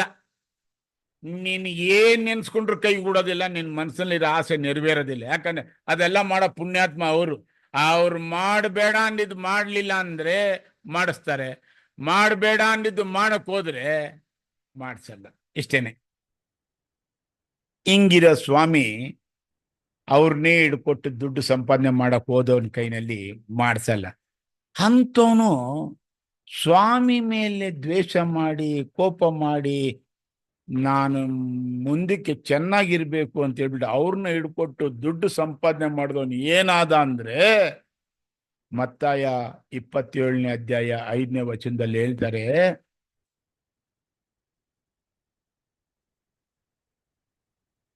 ಆಗ ಅವನು ಆ ಹಣವನ್ನು ದೇವಾಲಯದೊಳಗೆ ಬಿಸಾಟು ಬಿಟ್ಟು ಹೊರಟು ಹೋಗಿ ಉರ್ಲು ಹಾಕಿಕೊಂಡು ಸತ್ತನು. ನೋಡ್ರಿ, ಮಾಡಬೇಡ ಅಂದಿದ್ದು ಮಾಡಿದ್ರೆ ಪರಲೋಕಕ್ಕೆ ಹೋಗಿ ದೇವ್ರ ಮಗನಾಗಿ ಸಿಂಹಾಸನ ಕುತ್ಕೊಂಡು ಅಮರತ್ವ ಪಡೆದು ಇಡೀ ಲೋಕಕ್ಕೆ ಒಂದು ನ್ಯಾಯ ತೀರಿಸ್ಬೇಕಾಗಿರೋನು ಏನಾದ್ನಂತ್ರೆ ಉರ್ಲಾಕೊಂಡು ಸತ್ನಂತ. ಅವ್ರು ಸತ್ರು, ಅವ್ರ ಜಾಗಕ್ಕೆ ಇನ್ನೊಬ್ರು ಬಂದ್ರು. ಇವತ್ತಿನ ನಾವು ಸಾಯಬಾರ್ದಂತ ಸ್ವಾಮಿ ಹೇಳ್ತಾರೆ, ನೀವಂಗಾಗ್ಬೇಡ್ರಿ, ನಿಮ್ಗೆ ಎಚ್ಚರವಾಗಿರ್ರಿ, ಹುಷಾರಾಗಿರಿ. ಅವಾಗ ಬರ್ಸಿರೋದೆಲ್ಲ ನಮ್ಗೇನಂತೆ ರೋಮ 15:4 ಏನ್ ಹೇಳ್ತಾರಮ್ಮ? ರೋಮ 15ನೇ ಅಧ್ಯಾಯ 4ನೇ ವಚನದಲ್ಲಿ ಪೂರ್ವದಲ್ಲಿ ಬರೆದದ್ದೆಲ್ಲ ನಮ್ಮನ್ನು ಉಪದೇಶಿಸುವುದಕ್ಕಾಗಿ ಬರೆಯಲ್ಪಟ್ಟಿತು. ನಾವು ಓದಿ ಸ್ಥಿರಚಿತ್ತವನ್ನು ಆದರಣೆಯನ್ನು ಹೊಂದಿ ರಕ್ಷಣೆಯ ನಿರೀಕ್ಷೆಯುಳ್ಳವರಾಗಿರುವಂತೆ ಆ ಗ್ರಂಥಗಳು ಬರೆಯಲ್ಪಟ್ಟವು. ನಾವು ಓದ್ಬಿಟ್ಟು ತಿಳ್ಕೊಂಡು ರಕ್ಷಣೆ ಮಾರ್ಗದಲ್ಲಿ ನಡೆಯೋರಾಗಿರ್ಬೇಕಂತೆ. ರಕ್ಷಣೆ ಇಲ್ಲೂ ಕೊಡ್ತಾರೆ ಸ್ವಾಮಿ. ನಮ್ಮ ಓಟ ಓಡಿ ಮುಗಿದ ಮೇಲೂ ಕೂಡ ಅಲ್ಲಿ ಒಂದು ರಕ್ಷಣೆ ಇದೆ. ಯಾಕಂದ್ರೆ ಎಲ್ಲೋ ಒಂದು ಸಭೆಗಳಲ್ಲಿ ಹೋದ ತಕ್ಷಣ ನೀವು ರಕ್ಷಣೆ ಹೊಂದಿದ್ದೀರಾ, ನೀವು ರಕ್ಷಣೆ ಹೊಂದಿದ್ದೀರಾ ಅಂತ ಕೇಳ್ತಾರೆ. ಹೌದೌದು, ನಾವು ರಕ್ಷಣೆ ಹೊಂದಿದ್ದೀವಿ ಅಂತಾರೆ. ಇವಾಗ ನಾವು ಕೇಳಿದ್ರೆ, ನಮ್ಗೆ ಯಾರನ್ನ ಸಹೋದರಿದ್ರೆ ಯಾರನ್ನ ಕೇಳಿದ್ರೆ ನೀವು ರಕ್ಷಣೆ ಹೊಂದಿದ್ದೀರಾ ಅಂತ ಹೇಳಿದ್ರೆ ನಾವೇನು ಹೇಳ್ತೀವಿ ಹೇಳಿ? ಅಮ್ಮ ಸೌಂಡ್ ಕೊಡಮ್ಮ. ಹೊಂದಿದ್ದೀವಿ ಅಂತೀವಿ, ರಕ್ಷಣೆ ಹೊಂದಿದ್ದೀವಿ ಅಂತೀವಿ. ರಕ್ಷಣೆ ಹೊಂದಿದ್ರೆ ಅಲ್ಲಿರೋ ಆಶೀರ್ವಾದಕ್ಕೆ ಹೋಗಿ ಸೇರ್ಬಿಡ್ಬೇಕು ತಾನೆ. ಮತ್ತೆ ಇನ್ನ ಸೇರಿಲ್ಲಲ್ಲ ನಾವು. ಅದೇ ರೀ, ಕೊನೆವರೆಗೂ ತಾಳುವವನು ರಕ್ಷಣೆ ಹೊಂದುವನು. ಇನ್ನು ವೇಟಿಂಗ್ ಲಿಸ್ಟ್ ನಲ್ಲಿ ಅದೇವಿ. ಓಕೆಮ್ಮ, ನಮ್ಮ ಸಹೋದರಿ ಹೇಳಿದ್ರು ರಕ್ಷಣೆ ಹೊಂದಿದ್ದೀವಿ ಅಂದ್ರು. ಅವ್ರು ಹೇಳಿದ್ ಕರೆಕ್ಟ್, ಹೊಂದುತ್ತಾ ಇದ್ದೀವಿ. ಅವ್ರು ಹೇಳಿದ್ರು ಹೊಂದಿದ್ದೀವಿ. ಹೊಂದಿದ್ರೆ ಮತ್ತೆ ಹೋಗ್ಬಿಡ್ಬೇಕು. ಹೊಂದಿರೋದು ನಿಜ. ಯಾವುದು? ಪಾಪದ ಸಂಬಳ ಮರಣವೆಂಬ ಶಾಪದಿಂದ ಬಿಡುಗಡೆ ಆಗಿದ್ದೀವಿ, ಅದೊಂದು ರಕ್ಷಣೆ.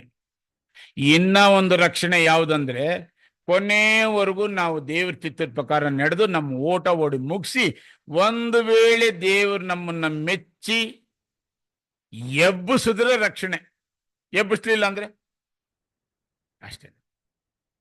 ಆ ರಕ್ಷಣೆಗೋಸ್ಕರ ಇವಾಗ ನಾವು ಇಂಥ ವಿದ್ಯಾ ಬುದ್ಧಿ ಕಲ್ತ್ಕೊಂಡು ನಮ್ಮ ನಡೆ ನುಡಿ, ನಮ್ಮ ಕ್ಯಾರೆಕ್ಟರ್, ಗುಣ, ಸ್ವಭಾವನ ಒಂದು ಲೆವೆಲ್ನಲ್ಲಿ ರೆಡಿ ಮಾಡ್ಕೊತಾ ಇದ್ದೀವಿ. ಹಿಂಗಿರೋರಿಗೆ ಸ್ವಾಮಿ ಹೇಳ್ತಾರೆ, ಅಂಥ ಕ್ಯಾರೆಕ್ಟರ್, ಅಂಥ ಗುಣ, ಅಂಥ ಸ್ವಭಾವ ಇರೋರ ಕೈನಲ್ಲಿ ನಾನು ನನ್ನ ಇಷ್ಟ ಬಂದಿದ್ದ ಕೆಲ್ಸಗಳು ಮಾಡ್ಸಲ್ಲ ಅಂತ ಹೇಳ್ತಾರೆ. ಅದಕ್ಕೆ ಹೇಳಿದ್ರು, ಎಲ್ಲರ ಮುಖಾಂತರ ಕಾರ್ಯ ನಡೆಸುವವನೋ ಆ ಪುಲಿಷ್ಟ. ನಡೆಸುವವನೋ ಅಂದಾಗ ಇಂಥ ಗುಣ ಸ್ವಭಾವ ಇದ್ರೆ ನಡೆಸಲ್ಲ. ಆಮೇಲೆ ನಡೆಸಲ್ಲ ಅಂದಿದ ತಕ್ಷಣ ಸುಮ್ಮನೆ ಬಿಡಲ್ಲ ಅವರು. First punishment. ಇವಾಗ ತಪ್ಪು ಮಾಡಿದವ್ರಿಗೆ ಏನ್ ಮಾಡ್ತಾರೆ? ಪನಿಷ್ಮೆಂಟ್. ಏನ ಪನಿಷ್ಮೆಂಟ್ ಅಂತ ಹೇಳಿದ್ರೆ, ರೋಮ 2ನೇ ಅಧ್ಯಾಯ 8-9. ಯಾರು ಸ್ವೇಚ್ಛೆಯುಳ್ಳವರಾಗಿ ಸತ್ಯವನ್ನು ಅನುಸರಿಸದೆ ಅನ್ಯಾಯವನ್ನು ಅನುಸರಿಸುತ್ತಾರೋ ಅವರಿಗೆ ಕೋಪ, ರೌದ್ರಗಳು ಬರುವವು. ಕೆಟ್ಟದ್ದನ್ನು ನಡೆಸುವ ಪ್ರತಿಯೊಬ್ಬ ನರಪ್ರಾಣಿಗೆ ಕಷ್ಟವೂ ಸಂಕಟವೂ ಬರುವವು. ನೋಡಿ, ದೇವರು ಎಲ್ಲರ ಕೈನಲ್ಲಿ ಒಳ್ಳೆ ಕೆಲಸ ಮಾಡಿಸುವವನು ಅಂದಾಗ, ಮಾಡಿಸ್ಲಿಲ್ಲ ಅಂದ್ರೆ ಪರವಾಗಿಲ್ಲ, ಬಟ್ ಇಂಥ ಏಟು ಹೊಡಿತಾ ಇದ್ದಾರಲ್ಲ. ಯಾವಾಗ ನಾನು ಹೇಳಿದ ಮಾತು ನೀನು ಕೇಳ್ದೆ, ನಿನ್ನ ಇಷ್ಟ ಬಂದಂಗೆ ನಡೆದು ಅನ್ಯಾಯನ ಅನುಸರಿಸಿ ಸತ್ಯನ ಕೈಗೊಂಡು ನಡೀಲಿಲ್ಲೋ, ನಿನ್ನ ಮೇಲೆ ನನ್ನ ಕೋಪ ಬಂದು ನಿನಗೆ ಕಷ್ಟ ಸಂಕಟಕ್ಕೆ ಒಳಪಡಿಸ್ತೀನಿ ಅಂತ ಹೇಳಿದ್ರು. ಅಂಥ ಕಷ್ಟ ಸಂಕಟಕ್ಕೆ ನಾವು ಒಳಪಟ್ಟಾಗ ಅದು ಎಂಥ ಕಷ್ಟ ಅಂತ ಹೇಳಿದ್ರೆ, ಧರ್ಮೋಪದೇಶ ಕಾಂಡ 28ನೇ ಅಧ್ಯಾಯ 59-61. ಈ ಗ್ರಂಥದಲ್ಲಿ ಬರೆದಿರುವ ಧರ್ಮಶಾಸ್ತ್ರ ವಾಕ್ಯಗಳನ್ನೆಲ್ಲ ನೀವು ಅನುಸರಿಸಲೊಲ್ಲದೆ ನಿಮ್ಮ ದೇವರಾದ ಯೆಹೋವನೆಂಬ ಮಹಾಮಹಿಮೆಯುಳ್ಳ ಭಯಂಕರ ನಾಮದಲ್ಲಿ ನೀವು ಭಯಭಕ್ತಿಯುಳ್ಳವರಾಗಿರದೆ ಹೋದರೆ ಆತನು ನಿಮಗೂ ನಿಮ್ಮ ಸಂತತಿಯವರಿಗೂ ದೀರ್ಘಕಾಲವಿರುವ ಬಹು ವಿಶೇಷವಾದ ಉಪದ್ರವಗಳನ್ನು ಬರಮಾಡುವನು. ಕೇಳಿಸ್ಕೊಳ್ರಿ ಹೆಂಗಿದೆ ಅಂತ. ಬಹುಕಾಲದವರೆಗೂ ವಾಸಿಯಾಗದ ಘೋರ ವ್ಯಾಧಿಗಳಿಂದ ನಿಮ್ಮನ್ನು ಬಾಧಿಸುವನು. ಹಾ ನೀವು ಹಂಚಿಕೊಳ್ಳುತ್ತಿದ್ದ ಐಗುಪ್ತ ದೇಶದ ರೋಗಗಳನ್ನೆಲ್ಲ ತಿರುಗಿ ನಿಮ್ಮ ಮೇಲೆ ಬರಮಾಡುವನು. ಆಮೇಲೆ ಅವು ನಿಮ್ಮನ್ನು ಹತ್ತಿಕೊಂಡೇ ಇರುವವು. ಹ್ಮ್ ಇಷ್ಟು ಮಾತ್ರವಲ್ಲದೆ ಈ ಧರ್ಮಶಾಸ್ತ್ರ ಗ್ರಂಥದಲ್ಲಿ ಬರೆಯದೇ ಇರುವ ವಿಧ ವಿಧವಾದ ರೋಗಗಳನ್ನು ವ್ಯಾಧಿಗಳನ್ನು ನಿಮ್ಮ ಮೇಲೆ ಬರಮಾಡಿ ನಿಮ್ಮನ್ನು ನಾಶ ಮಾಡುವನು. ನೋಡ್ರಿ, ಯಾವಾಗ ದೇವ್ರ ಮಾತನ್ನ ಕೇಳಲಿಲ್ವೋ, ಆ ಸತ್ಯನ ಕೈಗೊಂಡು ನಡಿಲಿಲ್ವೋ, ಅನ್ಯಾಯನ ಅನುಸರಿಸಿ ನನ್ನ ಇಷ್ಟ ಬಂದಂಗೆ ನಾನು ನಡಿತೀನೋ ಅಂಥವ್ರಿಗೆ ಇದು ಕಾಯ್ಕೊಂಡಿದೆ. ಇದೆಲ್ಲ ಬರ್ಸಿದ್ದಾರೆ. ಇದರಲ್ಲಿ ಬರ್ದಿರೋದು ಒಂದೇ ಒಂದು ಮಾತು ನಮ್ಮ ಜೀವನದಲ್ಲಿ ನೆರವೇರದೆ ವಾಪಸ್ ಹೋಗಲ್ಲ. ದೇವ್ರು ತನ್ನ ಮಗನ್ನೇ ಬಲಿ ಕೊಟ್ಟು ನಮ್ಮನ್ನ ಪರ್ಚೇಸ್ ಮಾಡಿರೋರಿಗೆ ಅಲ್ಲಿಗೆ ಬನ್ರಿ, ಇಲ್ಲ ಅಂದ್ರೆ ನಾಶ ಆಗ್ತೀರಾ. ಸೆಂಟ್ರಲ್ಲಿ ಇಂಥದ್ದೆಲ್ಲ ಇದೇ ವಿಷಯಗಳು ತಿಳ್ಕೊಳ್ರಿ. ಈ ಭಯ ಭಕ್ತಿ ಇಲ್ಲದೆ ನಮ್ಮ ಇಷ್ಟ ಬಂದಂಗೆ ನಡೆದ್ರೆ, ನಮ್ಮ ಕಾಲದಲ್ಲಿ ಯಾವತ್ತೋ ಒಂದು ವರ್ಷಕ್ಕೋ 6 ತಿಂಗಳಿಗೆ ಒಬ್ಬರಿಗೆ ಹಾರ್ಟ್ ಅಟ್ಯಾಕ್ ಅಂತ ಕೇಳ್ತಾ ಇದ್ವಿ. ಆಮೇಲೆ ಏನೋ ಜಾಂಡೀಸು, ಕಾಮಾಲೆ, ಆಮೇಲೆ ಏನು ಅಂತ ಇಂಥದ್ದು ಒಂದು 2-3 ಕಾಯಿಲೆಗಳು ಜೋರಾಗಿರೋದು, ಟೈಫಾಯ್ಡ್ ಗೀಬಿಡೋದು. ಇವಾಗ ಲೆಕ್ಕನೇ ಇಲ್ಲ, ಅಷ್ಟು ಬರ್ತದಂತೆ. ಇನ್ನ ಈ ಬುಕ್ಕಲ್ಲಿ ಬರೆದಿಲ್ದಿದ್ದೆಲ್ಲ ಬರ್ತಾವಂತೆ ರೋಗಗಳು. ಯಾವಾಗ ಸ್ವಾಮಿ ಮಾತು ಕೈಗೊಂಡು ನಡಿದೆ ಹೋದ್ರೆ ಇದೆಲ್ಲ ನಮ್ಮ ಮೇಲೆ ಅನುಮತಿಸ್ತಾರೆ ದೇವ್ರು. ಯಾವಾಗ ಇಂಥದ್ದು ನಡೀತಿದೆ ಅಂದ್ರೆ 1 ಪೇತ್ರ 4ನೇ ಅಧ್ಯಾಯ 17ನೇ ವಚನದಲ್ಲಿ ಹೇಳ್ತಾರೆ,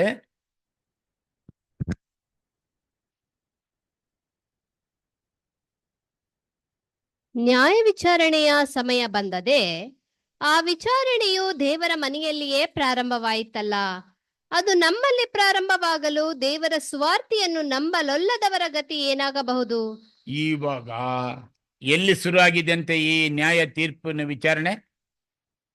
ದೇವ್ರ ಮನೆ ಎಲ್ಲಿ? ಅದು ಸಭೆಯಲ್ಲಿ, ನಮ್ಮಲ್ಲಿ. ಎಲ್ಲಿ? ನಮ್ಮೊಳಗೆ. ಇದು ದೇವ್ರ ಸಭೆ, ಇದು ದೇವ್ರ ಮನೆ. ಇದು ಕೂಡ ದೇವ್ರ ಸಭೆಗೆ ಸೆಲೆಕ್ಟ್ ಆಗಂಥದ್ದು. ಇದ್ರೊಳಗಡೆ ದೇವ್ರು ವಾಸ ಮಾಡಂತ ಮನೆ. ಇಲ್ಲಿ ನ್ಯಾಯ ತೀರ್ಪು ನಡೀತಾ ಇದೆ. ಯಾವಾಗ ಈ ಮಾತುಗಳು ಹೇಳುವಾಗ ಇದಕ್ಕೆ ವಿಧೇಯರಾಗಿ ಭಯಭಕ್ತಿಯಿಂದ ನಡೆದ್ರೆ ಇದರಲ್ಲಿ ಬರ್ದಿರೋ ಆಶೀರ್ವಾದ ನಮಗೆ.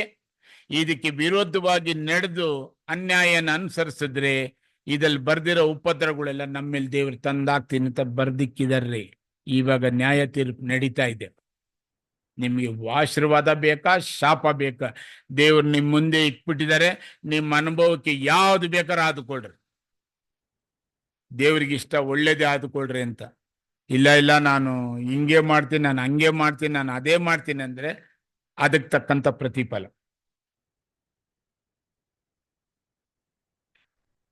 ಹಿಂಗೆ ಮಾಡೋರಿಗೆ ಸ್ವಾಮಿ ಹೇಳ್ತಾರೆ, ನ್ಯಾಯ ತೀರ್ಪು ನಡೀತಾ ಇದೆ, ಹುಷಾರಪ್ಪ, ಇಂಥದ್ದು ನಿನ್ ಮೇಲೆ ಬರ್ದಿಲ್ದಂಗೆ ನೋಡ್ಕೋ ಅಂತ ಹೇಳ್ತಾರೆ. ಕೀರ್ತನೆ 50ನೇ ಅಧ್ಯಾಯ 21-22 ಹೇಳ್ತಾರೆ,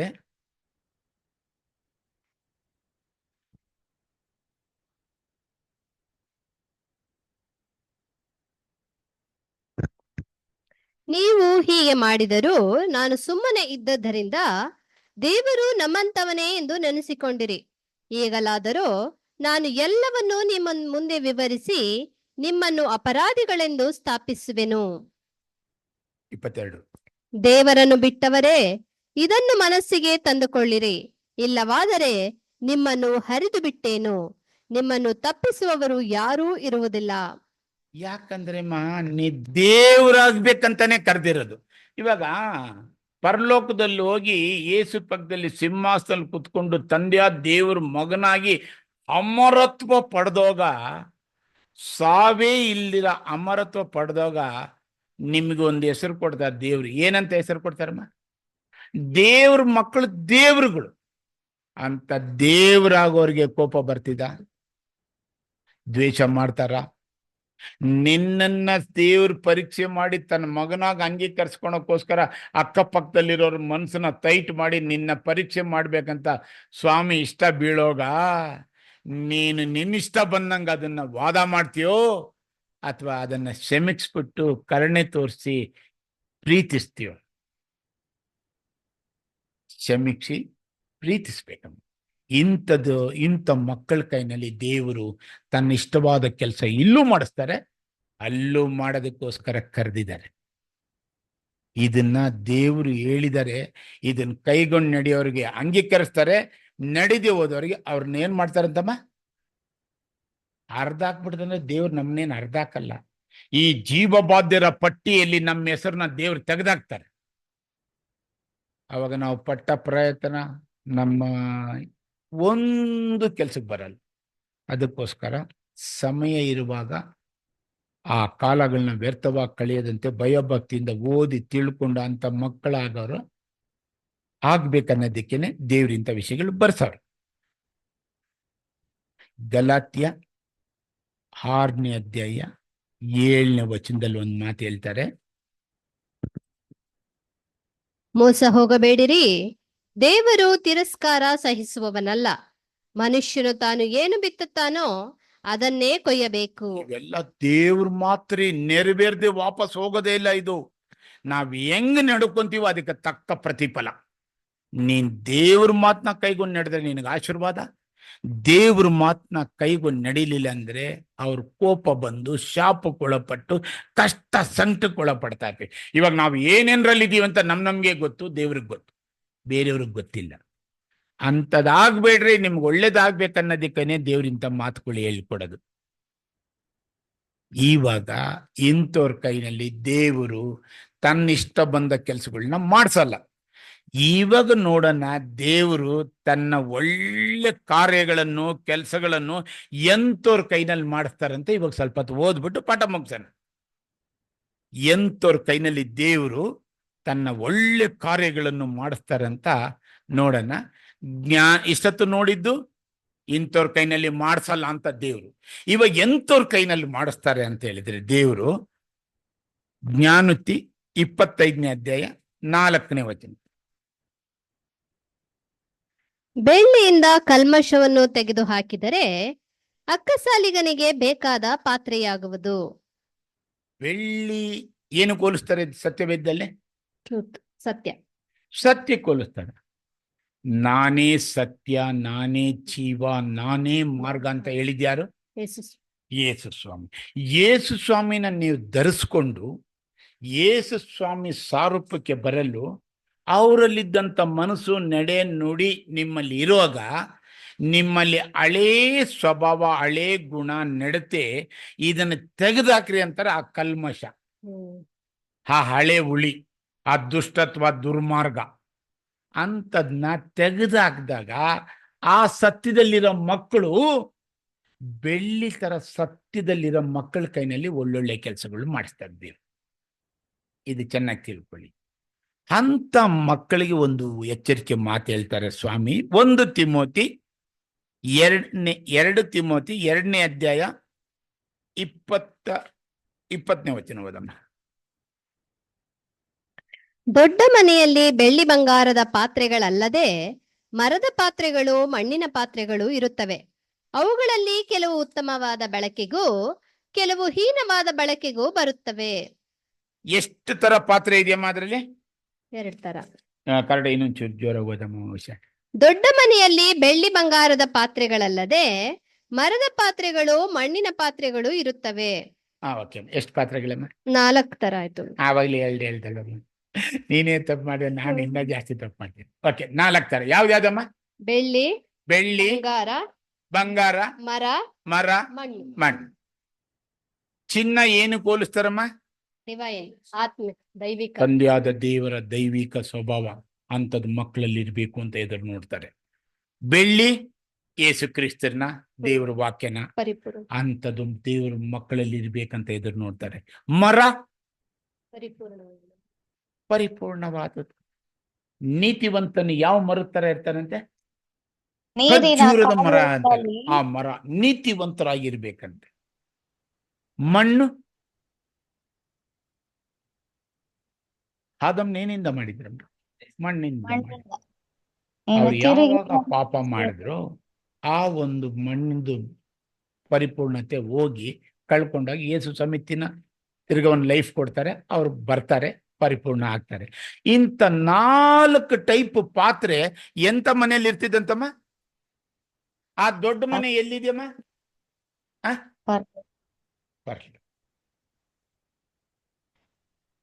ಈ 4 ಟೈಪ್ ಜನ ಇಲ್ಲಿದ್ದೀರಾ. 4 ಟೈಪ್ ಜನಗಳು ಇಂತಿಂತ ಕ್ಯಾರೆಕ್ಟರ್ ಅಲ್ಲಿ ಇರ್ಬೇಕಂತಾರೆ. ಇವನ್ ಪರಲೋಕದಲ್ಲಿ ಇದೆಯಾ, ಇಲ್ಲಿದೆಯಮ್ಮ? ಇಲ್ಲಿ ಇದು ಇವತ್ತು ನಮ್ಗೆ ದೊಡ್ಡ ಮನೆ. ಇಂಥದ್ 4 ಪಾತ್ರೆಗಳಿದಾವೆ ಇಲ್ಲಿ. ಅದೆಂತೆಂತ ಪಾತ್ರೆಗಳಂತ ನಾವು ತಿಳ್ಕೊಬೇಕು. ಇಂಥ ಪಾತ್ರೆ ನಿಜವಾಗ್ಲು ಬೆಳ್ಳಿ, ಚಿನ್ನ, ಮರ ಆಯ್ತು ಅಂದ್ರೆ ಅಲ್ಲಿ ಹೋಗ್ತಾರೆ. ಇಲ್ಲ ಅಂದ್ರೆ ಮರ ಸುಟ್ಟು ಬೂದಿ ಆಗೋಗ್ತಿದೆ, ಮಣ್ಣು ಪಾಲ್ ಮಣ್ಣಾಗೋಗ್ತಿದೆ. ಇನ್ನು 2 ಕ್ಯಾರೆಕ್ಟರ್ ಇರೋರು ಅಲ್ಲಿ ಹೋಗ್ತಾರೆ. ಯಾವಾಗ ಇಂಥದ್ನ ನಾವು ಯಾವಾಗ ಅದಾಗ್ಲಿಲ್ವೋ, ಆ ಕುಂಬಾರ ಮಡಿಕೆ ಮಾಡೋಗ ಆ ಮಣ್ಣು ಆ ಸರಿಯಾದ ಮಡಿಕೆ ಆಗ್ಲಿಲ್ಲ ಅಂದ್ರೆ ಏನ್ ಮಾಡ್ತಾನೆ ಆ ಕುಂಬಾರ? ಮಣ್ಣ ಬಿಸಾಕ್ಬಿಟ್ಟು ಇನ್ನೊಂಚೂರು ಮಣ್ಣು ಎತ್ಕೊಂಡ್ಬಿಟ್ಟು ಒಳ್ಳೆ ಮಡಿಕೆ ಮಾಡ್ತಾರೆ. ಅಂಥದ್ದು ನಾವು ದೇವ್ರ ಮಾತು ಕೇಳದೆ ಹೋದ್ರೆ ನಮ್ಮನ್ನ ತೆಗೆದಾಕಿ ಇನ್ನೊಬ್ಬನ ಕೇಳೋನ್ನ ಕರೆದು ಇಲ್ಲಿ ಕುಂಡಿಸಿ ಹೇಳ್ಕೊಟ್ಟು ಅವನ್ನ ರೆಡಿ ಮಾಡಿ ಕರ್ಕೊಂಡು ಹೋಗ್ತಾರಮ್ಮ. ಅಂಥದ್ದು ಈ ಮನೆಗಳಲ್ಲಿ ನಡೀತಾ ಇದೆ. ನಾವು ದೊಡ್ಡ ಮನೆಗೆ ಹೋಗ್ಬೇಕು. ಇವಾಗ ಸದ್ಯಕ್ಕೆ ಅಲ್ಲಿ ಹೋಗಕ್ ಮುಂಚೆ ಈ ಮನೆಯಲ್ಲಿ ನಾವು ಈ ರೀತಿ ಸಿದ್ಧರಾಗ್ಬೇಕಂತ. ಆ ಕಲ್ಮಶನ ತೆಗೆದಾಕ್ರಿ ಅಂದ್ರೆ ಏನಪ್ಪ ಆ ಕಲ್ಮಶ ಅಂತ ಹೇಳಿದ್ರೆ, ಪಾಪ, ಹಳೆ ಹುಳಿ, ದುಷ್ಟತ್ವ, ದುರ್ಮಾರ್ಗ. ಇನ್ನೂ ಒಂದು ಏನಪ್ಪಾ ಅಂದ್ರೆ 1 ಯೋಹಾನ 2ನೇ ಅಧ್ಯಾಯ 15-17. ಲೋಕವನ್ನಾಗಲಿ ಲೋಕದಲ್ಲಿರುವವುಗಳನ್ನಾಗಲಿ ಪ್ರೀತಿಸಬೇಡಿರಿ. ಯಾವನಾದರೂ ಲೋಕವನ್ನು ಪ್ರೀತಿಸಿದರೆ ತಂದೆಯ ಮೇಲಣ ಪ್ರೀತಿಯು ಅವನಲ್ಲಿಲ್ಲ. ಲೋಕದಲ್ಲಿರುವ ಶರೀರದಾಶೆ, ಕಣ್ಣಿನಾಶೆ, ಬದುಕು ಬಾಳಿನ ಡಂಬ, ಈ ಮೊದಲಾದವುಗಳೆಲ್ಲವೂ ತಂದೆಯಿಂದ ಹುಟ್ಟದೆ ಲೋಕದಿಂದ ಹುಟ್ಟಿದವುಗಳಾಗಿವೆ. ಲೋಕವೂ ಅದರ ಆಶೆಯು ಗತಿಸಿ ಹೋಗುತ್ತವೆ, ಆದರೆ ದೇವರ ಚಿತ್ತವನ್ನು ನೆರವೇರಿಸುವವನು ಎಂದೆಂದಿಗೂ ಇರುವನು. ಯಾವಾಗ ದೇವರು ತನ್ನ ಒಳ್ಳೆ ಕೆಲಸಗಳನ್ನ ನಮ್ಮಂತವ್ರನ್ನ ಕೈನಲ್ಲಿ ಯಾಕಮ್ಮ ಮಾಡ್ಸಲ್ಲ ಅಂದ್ರೆ ದೇವ್ರ ಚಿತ್ತ ಇಲ್ಲ ಅಂದ್ರವ್ರು. ಇಲ್ಲಿ ಹೇಳ್ತಾರೆ, ಇಂಥ ಕೆಲ್ಸಗಳು, ಇಂಥ ಆಸೆಗಳು ಪಡಬೇಡ್ರಿ, ಅದು ದೇವ್ರ ಚಿತ್ತ ಅಲ್ಲ. ನೀವು ಪಟ್ರಿ ಅಂದ್ರೆ ಸೈತಾನ ಮಕ್ಕಳಾಗಿ ಹೋಗ್ತೀರಾ. ಸೈತಾನಿಗೆ ಸಂಬಂಧಪಟ್ಟಿದ್ದು ನೀವು ಪರಲೋಕ ರಾಜ್ಯದಲ್ಲಿ ದೇವ್ರಿಗೆ ಸಂಬಂಧಪಟ್ಟಿದ್ದು. ಅಂಥ ವಿಷಯಕ್ಕೋಸ್ಕರ ನೀವು ತವಕ ಪಡ್ರಿ. ಇಂಥದ್ದು ಮಾಡಬೇಡ್ರಿ. ಇಂಥ ಒಂದು ಕಲ್ಮಶ, ನಿಮ್ಮಂಥ ಚಿನ್ನದಂಥ ಮನಸ್ಸು, ಬೆಳ್ಳಿ ಅಂತ ಹೃದಯ, ಆ ನೀತಿವಂತರಂತ ಖಜ್ಜೂರದ ಮರವಾಗಿರೋ ನಿಮ್ಮಲ್ಲಿ ಇವಾಗ ನ್ಯಾಯ ತೀರ್ಪು ನಡೀತಾ ಇದೆ. ನಾವು ಯಾರಾಗಿದ್ದೀವಿ ಅಂಥದ್ದು ಮಾಡಿದ್ರೆ ನಾಶ, ಅಂಥದ್ದು ಮಾಡಲಿಲ್ಲ ಅಂದ್ರೆ ದೊಡ್ಡ ಮನೆಗೆ ಹೋಗ್ಬಿಟ್ಟು ಸ್ವಾಮಿ ಜೊತೆ ಅವ್ರ ಮಕ್ಕಳಾಗಿ ಮುಂದಿನ ಸಂತೋಷದಲ್ಲಿ ಭಾಗಿಗಳಾಗ್ತೀವ್ರಿ. ಹೇಳ್ತಾರೆ ಸ್ವಾಮಿ, ಮಾರ್ಕ 12ನೇ ಅಧ್ಯಾಯ 33ನೇ ವಚನದಲ್ಲಿ,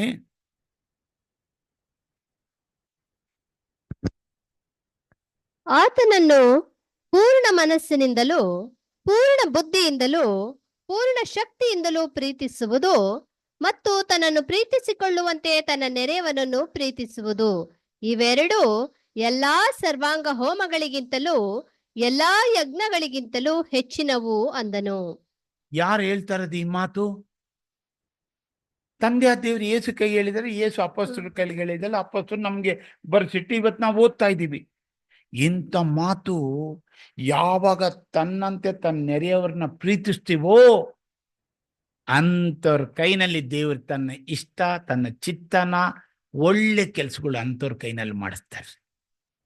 ಇಲ್ಲಿ ಸಭೆನಲ್ಲಿ ಹಿಂಗಿರ್ಬೇಡ್ರಿ, ಹಿಂಗ್ ಮಾಡ್ರಿ, ಹಂಗ್ ಮಾಡ್ಬೇಡ್ರಿ, ಹಿಂಗ್ ಮಾಡ್ಬೇಡ್ರಿ, ಆ ಕಂಡೀಷನ್ ಹೇಳಿ ತಕ್ಷಣ ತಪ್ಪಲ್ರಿ. ನಿಮ್ಮ ಅಣ್ಣದಿರು, ನಿಮ್ಮ ಅಂಕಲ್ಲು, ನಿಮ್ಮ ಸಹೋದರಗಳು ಯಾರೇ ಬಂದ್ರು ನಿಮ್ಮನ್ನು ಎಚ್ಚರಿಸಿ ಬಲಪಡಿಸಿ ಒಂದು ಆತ್ಮಿಕವಾದ ಜೀವನ ನಡೆಸಕ್ಕೆ ಏನಾನ 2 ಮಾತು ಹೆಚ್ಚಾಗಿ ಹೇಳ್ಬಿಡ್ರೆ ಅದು ನಿಮ್ಮನ್ನ ದ್ವೇಷಿಸ್ದಂಗಲ್ರಿ. ನಿಮ್ಮನ್ನ ಪ್ರೀತಿಸಿ ದೇವ್ರ ಮಕ್ಕಳಾಗೋದಕ್ಕೆ ಒಂಚೂರು ನೀವು ಕೊಟ್ಟಿರೋಂಥ ಅವಕಾಶದಲ್ಲಿ 1-2 ಮಾತು ಹೆಚ್ಚಾಗಿ ಹೇಳ್ತಾರೆ ಹೊರತು ಸಹೋದರಗಳು ಇಲ್ಲಿ ನಿಂತ್ಕೊಂಡು ಅವ್ರು ನಿಮ್ಮನ್ನ ದ್ವೇಷಿಸಲ್ರಿ. ಅಂಥ ಮಾತುಗಳು ನೀವು ಪಡಿಬೇಕಂದ್ರೆ ನೀವು ಭಾಗ್ಯವಂತರ್ರಿ. ಯಾವಾಗ ತನ್ನಂತೆ ತನ್ನ ಸಹೋದರ ಸಹೋದರಿನ ಪ್ರೀತಿಸ್ತಾನೋ ಅದು ಎಲ್ಲಾ ಯಜ್ಞಗಳಿಗಿಂತಲೂ ಸರ್ವಾಂಗ ಹೋಮಗಳಿಗಿಂತಲೂ ಹೆಚ್ಚಿನವಂತೆ. ಈ ಮಾತು ಹೇಳ್ತಾರೆ ಯೇಸು ಸ್ವಾಮಿ ಯೋಹಾನ 14:23.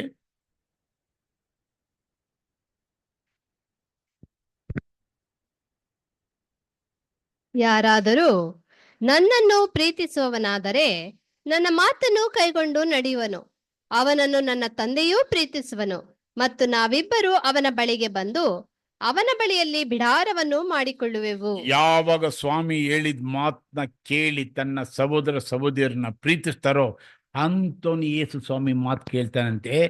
ಅಂತ ಯೇಸು ಸ್ವಾಮಿ ಮಾತನ್ನ ಕೇಳೋ ಸಹೋದರ ಸಹೋದರಿನ ಯಾರು ಪ್ರೀತಿಸ್ತಾರಂತಮ್ಮ? ತಂದೆಯಾದ ದೇವರು ಪ್ರೀತಿಸೋಗ ಅಂತವ್ರ ಕೈನಲ್ಲಿ ತನ್ನ ಇಷ್ಟ ಬಂದಿದ್ದ ಕೆಲಸ ಮಾಡಿಸ್ತಾರ ಹೊರತು ಎಲ್ಲರ ಕೈನಲ್ಲಿ ಅಲ್ಲ ಅಂತ ಚೆನ್ನಾಗಿ ತಿಳ್ಕೊಬೇಕು ನಾವು. ದೇವರು ಪ್ರೀತಿಸದೆ ಯಾರನ್ನ ಅಂದ್ರೆ ಯೇಸು ಹೇಳಿದ ಮಾತು ಯಾರು ಕೈಗೊಂಡು ನಡೀತಾರೋ ಅವ್ರನ್ನ ಪ್ರೀತಿಸಿ ಅಂತವ್ರ ಕೈನಲ್ಲಿ ಒಳ್ಳೆ ಕೆಲ್ಸಗಳು ಮಾಡಿಸ್ತಾರ ಹೊರತು ಎಲ್ಲರ ಕೈನಲ್ಲಿ ಅಲ್ಲ ಅಂತ ನಾವು ಚೆನ್ನಾಗಿ ತಿಳ್ಕೊಬೇಕು. ಯಾವಾಗ ಯೇಸು ಸ್ವಾಮಿ ಹೇಳೋ ಮಾತನ್ನ ಕೇಳ್ದೋಗ ತಂದೆ ಅಂತವನ್ನ ಪ್ರೀತಿಸೋಗ ತಂದೆ ಒಂದು ಮಾತು ಹೇಳ್ತಾರೆ ನೋಡ್ರಿ. 1 ಕೊರಿಂಥ 12ನೇ ಅಧ್ಯಾಯ 11ನೇ ವಚನದಲ್ಲಿ, ಈ ವರಗಳನ್ನೆಲ್ಲ ಆ ಒಬ್ಬ ಆತ್ಮನೇ ತನ್ನ ಚಿತ್ತಕ್ಕೆ ಬಂದ ಹಾಗೆ ಒಬ್ಬೊಬ್ಬನಿಗೆ ಹಂಚಿಕೊಟ್ಟು ನಡೆಸುತ್ತಾನೆ. ನೋಡಿ, ಈ ವರಗಳನ್ನೆಲ್ಲ ಆ ಒಬ್ಬ ಆತ್ಮನೇ ತನ್ನ ಚಿತ್ತ ಬಂದ ಹಾಗೆ. ತನ್ನ ಚಿತ್ತ ಬಂದ ಹಾಗೆ ಅಂದ್ರೆ ಏನಮ್ಮ? ಅವರ ಇಷ್ಟದ ಪ್ರಕಾರ, ಅವ್ರ ಇಷ್ಟ ಬಂದ ಹಾಗೆ. ಅವ್ರ ಇಷ್ಟ ಯಾರ ಮೇಲೆ ಪಡ್ತಾರೆ? ಯಾರು ಯೇಸು ಸ್ವಾಮಿ ಮಾತು ಕೇಳ್ತಾರೋ ಅವ್ರನ್ನ ಇಷ್ಟ ಬೀಳ್ತಾರೆ, ಎಲ್ಲಾರನ್ನೂ ಅಲ್ಲ. ಯೇಸು ಸ್ವಾಮಿ ಮಾತನ್ನ ಯಾರು ಕೇಳ್ತಾರೋ ಅವ್ರನ್ನ ಇಷ್ಟ ಬಿದ್ದಿ ಅಂತವ್ರ ಕೈನಲ್ಲಿ ಇಂಥ ವರಗಳನ್ನ ಕೊಟ್ಟು ಮಾಡಿಸ್ಕೊಂತಾರೆ. ಕರೆಕ್ಟ್ ಇದೆಯಲ್ಲಮ್ಮ? ಯಾಕಮ್ಮ ನಾವು ಕೂಡ ಅಂತ ಯೋಗ್ಯರಾಗಬಾರ್ದು? ಹಾಕ್ಬೇಕು. ಒಂದು ಸಹೋದರ ಏನನ್ನ ನಮ್ಗಿಂತ ಶ್ರೇಷ್ಠರು ಮಾಡ್ತಾ ಇದ್ದಾರೆ ಅಂದ್ರೆ ನನ್ನ ಪಾಲೇನು? ಪ್ಲೇಟ್ ತೊಳಿಬೇಕಾ, ತಟ್ಟೆ ಎತ್ತಬೇಕಾ, ಗ್ಲಾಸ್ ಎತ್ತಬೇಕಾ, ಚೇರ್ ಹಾಕ್ಬೇಕಾ? ಚೇರ್ ಎಲ್ಲ ಈಕ್ವಲ್ಲೇ. ಯಾಕೆಂದ್ರೆ ಫಸ್ಟ್ ಬಂದವನಿಗೂ ಒಂದೇ ಕೂಲಿ, ಲಾಸ್ಟ್ ಬಂದವನಿಗೂ ಒಂದೇ ಕೂಲಿ. ನೀನು ಹೆಚ್ಚಾಗಿ ಮಾಡಿದ್ರೆ ನಿನ್ಗೇನು ಎಕ್ಸ್ಟ್ರಾ ಇಲ್ಲ, ನೀ ಕಮ್ಮಿ ಮಾಡಿದ್ರೆ ನಿನ್ಗೇನು ಲಾಸ್ ಇಲ್ಲ. ದೇವರು ನೀತಿ ನ್ಯಾಯ ಬಹಳ ಚೆನ್ನಾಗಿದೆ. ಆ ಮಕ್ಕಳು ಇಷ್ಟಿಷ್ಟು ಮಾಡಿದ್ರು ಇಷ್ಟು ಅನ್ನಿಸ್ಕೊಂತಾರೆ. ಇಷ್ಟು ಮಾಡಿದವನು ಕೂಡ ನೀನು ನನಗೆ ಭಾಳ ಮನ್ಸಿಗೆ ಮೆಚ್ಚುಗೆ ಆದವನಪ್ಪ, 10 ಸಂಪಾದನೆ ಮಾಡಿದ್ಯಾ. ಆ ಮಕ್ಕಳ ಕೈ ಕೊಟ್ಟಿದ್ದು ಒಂದೊಂದೇ, ನಾನು ಒಂದಕ್ಕೊಂದು ಸಂಪಾದನೆ ಮಾಡಿದ್ದಾರೆ. ನಾನು ಮನ್ಸು ಮಾಡಿದ್ರೆ ಅವ್ರ ಕೈನಲ್ಲಿ 10ಕ್ಕೆ 20 ಮಾಡಿಸ್ತೀನಿ. ನಾನು ಮನ್ಸು ಮಾಡಲ್ಲ, ಯಾಕಂದ್ರೆ ನಾನು ಪಕ್ಷಪಾತಿ ಎಲ್ಲ, ಲಂಚ ಮುಟ್ಟಲ್ಲ. ಯಾರು ಆನೆಸ್ಟ್ ಮಾಡ್ತಾರೋ ಅದಕ್ಕೆ ತಕ್ಕಂಗೆ ನ್ಯಾಯ ಕೊಡ್ತೀನಿ ನಾನು ಅಂತ ಹೇಳ್ಬಿಟ್ಟು ಮಾಡಿಸೋಗ ನಮ್ಮದು ಪಾರ್ಟಿ ಏನು? ಯೇಸು ಸ್ವಾಮಿ ಹೇಳಿರೋ ಮಾತುಗಳನ್ನ ಕೇಳಿ ಅದರಂತೆ ನಡೆಯೋಗ ತಂದೆ ನಮ್ಮನ್ನ ಇಷ್ಟ ಬಿದ್ದು ಅಂತ ಇಷ್ಟ ಬಂದವ್ರ ಕೈನಲ್ಲಿ ತನ್ನ ಇಷ್ಟದ ಪ್ರಕಾರ, ತನ್ನ ಚಿತ್ತದ ಪ್ರಕಾರ, ತನ್ನ ಎಲ್ಲ ಒಳ್ಳೆ ಕೆಲಸ ಕಾರ್ಯಗಳನ್ನ ಅಂಥವ್ರ ಕೈನಲ್ಲಿ ಕೊಟ್ಟು ಮಾಡಿಸ್ತಾರಂತೆ ಸ್ವಾಮಿ. ಅಂಥವ್ರು ಆಗ್ಬೇಕ್ರಿ ನಾವು. ಆವಾಗ ಸ್ವಾಮಿ ಹೇಳ್ತಾರೆ, ಈ ವರಗಳನ್ನೆಲ್ಲ ಆ ಒಬ್ಬ ಆತ್ಮನೇ ತನ್ನ ಚಿತ್ತ ಬಂದಾಗಿ ಹಂಚಿಕೊಟ್ಟು ನಡೆಸ್ತೀನಿ ಅಂತ. ಆ ವರಗಳು ಅಂದ್ರೆ ಏನ್ರಿ? ವರಗಳಂದ್ರೆ ಏನ್ರಿ? ಕರೆಕ್ಟಾಗಿ ಯಾರನ್ನ ಇಬ್ರು ಜೋರಾಗಿ ಹೇಳ್ಬೋದು. ಈ ವರಗಳನ್ನೆಲ್ಲ ಆ ಒಬ್ಬ ಆತ್ಮನೇ. ಈ ವರಗಳನ್ನೆಲ್ಲ ಈ ವರಗಳು ಏನ್ರಿ? ಅದು ಅಲ್ಲ ಅಮ್ಮ? ಇನ್ನು ಇಬ್ರು ಹೇಳ್ಬೇಕು. ಇನ್ನೊಂದು ಒಬ್ರು ಯಾರನ್ನ? ಈ ವರಗಳನ್ನೆಲ್ಲ ಅಂದ್ರೆ, ವರಗಳಂದ್ರೆ ಏನಮ್ಮ? ವರಗಳಂದ್ರೆ ಅಂದ್ರೆ ಓಕೆ, ಎಲ್ಲ ಬಂತ. 2 ತಿಮೋತಿ ಆ ವರಗಳು ಏನು ಅಂತ ಹೇಳ್ಬಿಟ್ಟು ಇದಲ್ಲಿ ಬರೆದಿದ್ದಾರೆ. 2 ತಿಮೋತಿ 2ನೇ ಅಧ್ಯಾಯ 21ನೇ ವಚನ ಓದಮ್ಮ. 1. ಹೀಗಿರಲಾಗಿ ಒಬ್ಬನು ಹೀನ ನಡತೆಯುಳ್ಳವರ ಸಹವಾಸವನ್ನು ಬಿಟ್ಟು ತನ್ನನ್ನು ಶುದ್ಧಿ ಮಾಡಿಕೊಂಡರೆ ಅವನು ಉತ್ತಮವಾದ ಬಳಕೆಗೆ ಯೋಗ್ಯನಾಗಿರುವನು. ಅವನು ದೇವರ ಸೇವೆಗೆ ಪ್ರತಿಷ್ಠಿತನಾಗಿಯೂ ಯಜಮಾನನಿಗೆ ಉಪಯುಕ್ತನಾಗಿಯೂ ಸಕಲ ಸತ್ಕ್ರಿಯೆಗಳನ್ನು ಮಾಡುವುದಕ್ಕೆ ಸಿದ್ಧನಾಗಿಯೂ ಇರುವನು. ಎಷ್ಟು ಮಾತಿದೆ ಮಾದಲ್ಲಿ?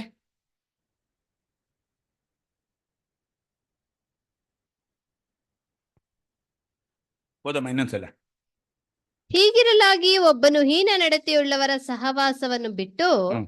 ತನ್ನನ್ನು ಶುದ್ಧ ಮಾಡಿಕೊಂಡರೆ ಹ್ಮ್. ಅವನು ಉತ್ತಮವಾದ ಬಳಕೆಗೆ ಅವನು ಯೋಗ್ಯನಾಗಿರುವನು. ಉತ್ತಮವಾದ ಬಳಕೆಗೆ ಯೋಗ್ಯನಾಗಿರುವನು. ಒಂದು, ಅವನು ದೇವರ ಸೇವೆಗೆ ಪ್ರತಿಷ್ಠಿತನಾಗಿಯೂ ಅವನು ದೇವರ ಸೇವೆಗೆ ಪ್ರತಿಷ್ಠನಾಗಿ. ಎರಡು, ಯಜಮಾನನಿಗೆ ಉಪಯುಕ್ತನಾಗಿಯೂ ಯಜಮಾನನಿಗೆ ಉಪಯುಕ್ತನಾಗಿಯೂ. ಮೂರು, ಸಕಲ ಸತ್ಕ್ರಿಯೆಗಳನ್ನು ಮಾಡುವುದಕ್ಕೆ ಸಕಲ ಸತ್ಕ್ರಿಯೆಗಳನ್ನು ಮಾಡುವುದಕ್ಕೆ ಸಿದ್ಧನಾಗಿರುವನು. ಇಷ್ಟು ವರಗಳು ದೇವ್ರು ತನ್ನ ಇಷ್ಟ ಬಿದ್ದೋರ್ ಕೈನಲ್ಲಿ ಕೊಟ್ಟು ಮಾಡಿಸ್ತಾರಂತ್ರಿ. ಇದ್ರಿ ವರಗಳು. ಅದು ಸುವಾರ್ತೆ ಸಾರದಾಗಿರ್ಬೋದು, ಅದು ಸಭಾ ಸೇವೆ ಮಾಡೋದಾಗಿರ್ಬೋದು, ಅಕಸ್ಮಾತ್ ಅದು ಅತಿಥಿ ಸತ್ಕಾರ ಮಾಡೋದಾಗಿರ್ಬೋದು, ಅಕಸ್ಮಾತ್ ದೇವ ಜನರ ಕೊರತೆಯಲ್ಲಿ ಪಾಲುಗಾರರಾಗೋದಾಗಿರ್ಬೋದು. ಈ ನಾಲ್ಕು ದೇವರು ತನ್ನ ಇಷ್ಟ ಬಿದ್ದೋರ್ ಕೈನಲ್ಲಿ ಮಾಡಿಸ್ತೀನಿ ಅಂತ ಬರೆದಿಕ್ಕಿದ್ದಾರೆ. ಇದರಲ್ಲಿ ಎಲ್ಲರ ಕೈನಲ್ಲೂ ಅಲ್ಲ. ರೋಮ 12ನೇ ಅಧ್ಯಾಯ 6-8 ಓದಮ್ಮ. ದೇವರು ನಮ್ಗೆ ಕೃಪೆ ಮಾಡಿದ ಪ್ರಕಾರ ನಾವು ಅಲ್ಲಿ ದೇವರು ತನ್ನ ಎಲ್ಲಾ ವರಗಳನ್ನು ಇಷ್ಟ ಬಂದವ್ರು ಕೊಡ್ತೀನಿ ಅಂದ್ರು. ಇಲ್ಲಿ ಅದೇ ಮಾತು ಹೇಳ್ತಾರೆ, ದೇವರು ಕೃಪೆ ಮಾಡಿದ ಪ್ರಕಾರ ನಾವು ಬೇರೆ ಬೇರೆ ವರಗಳನ್ನು ಹೊಂದಿದ್ದೇವೆ. ಆ 4 ವರಗಳಲ್ಲಿ ಒಬ್ಬೊಬ್ಬರು ಒಂದೊಂದ್ ತರ ವರಗಳು ಹೊಂದಿದ್ದೀವಿ. ಹೊಂದಿದ ವರವು ಪ್ರವಾದನೆಯ ರೂಪವಾಗಿದ್ದರೆ ಹಾ. ನಮ್ಮ ವಿಶ್ವಾಸ ವರಕ್ಕೆ ತಕ್ಕ ಹಾಗೆ ಪ್ರವಾದನೆ ಹೇಳೋಣ. ಹ್ಮ್.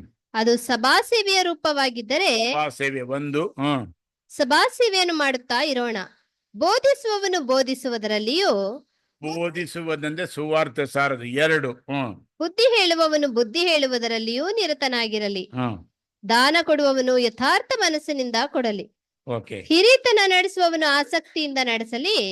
ಕಷ್ಟದಲ್ಲಿರುವವರಿಗೆ ಉಪಕಾರ ಮಾಡುವವನು ಸಂತೋಷವಾಗಿ ಮಾಡಲಿ. 13ನೇ ವಚನಮ್ಮ. ದೇವಜನರಿಗೆ ಕೊರತೆ ಬಂದಾಗ ಸಹಾಯ ಮಾಡಿರಿ. 3, ಅತಿಥಿ ಸತ್ಕಾರವನ್ನು ಅಭ್ಯಾಸಿಸಿರಿ. 4. ಹಿಂಗೆ ದೇವ್ರು ಒಂದೊಂದು ವಿಷಯನೂ ಒಂದೊಂದು ಕರೆ ಮರೆಯಾಗಿಟ್ಟಿದ್ದಾರಂತ್ರಿ.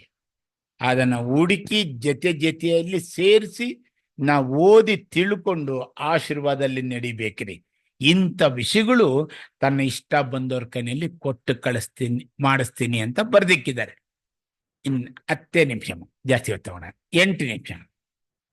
ಇಷ್ಟು ಹೇಳ್ಬಿಟ್ಟು ಸ್ವಾಮಿ ಹೇಳ್ತಾರೆ, ಬರೇ ಯೋಹಾನ 15ನೇ ಅಧ್ಯಾಯ 16ನೇ ವಚನದಲ್ಲಿ,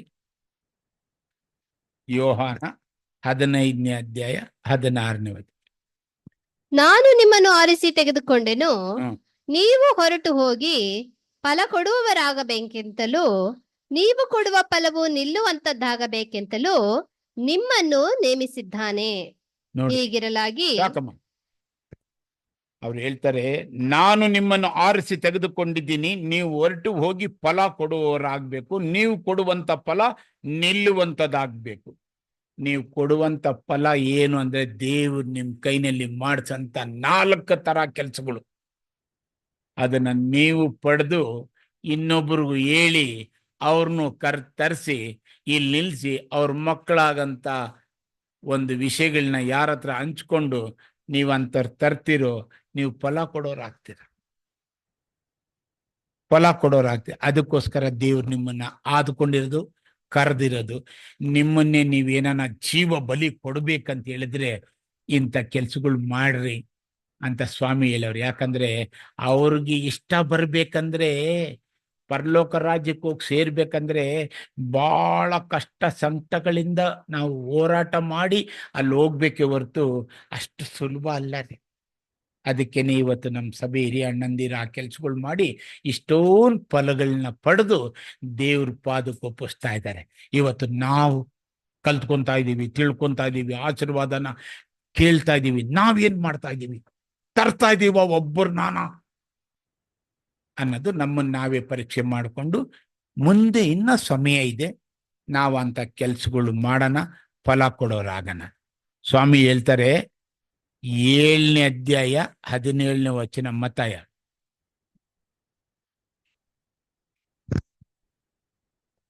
ಹಾಗೆಯೇ ಒಳ್ಳೆ ಮರಗಳೆಲ್ಲ ಒಳ್ಳೆ ಫಲವನ್ನು ಕೊಡುವವು, ಹುಳುಕು ಮರವು ಕೆಟ್ಟ ಫಲವನ್ನು ಕೊಡುವುದು.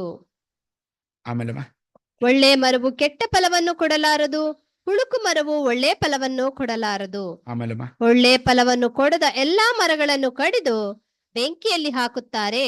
ಹೀಗಿರಲಾಗಿ ಅವರ ಫಲಗಳಿಂದ ಅವರನ್ನು ತಿಳ್ಕೊಳ್ಳುವಿರಿ. ಈ ರೀತಿ ಫಲ ಕೊಡ್ಲಿಲ್ಲ ಅಂದ್ರೆ ಕಡದ್ ಬಿಟ್ಟು ಬೆಂಕಿಯಲ್ಲಿ ಹಾಕಿ ಸುಟ್ಟಾಕ್ತಾರಂತೆ. ಫಲ ಕೊಡೋರಿಗೆ ಏನ್ ಮಾಡ್ತಾರಂತೆ? ಯೋಹಾನ 15ನೇ ಅಧ್ಯಾಯ 2ನೇ ವಚನದಲ್ಲಿ ಹೇಳ್ತಾರೆ,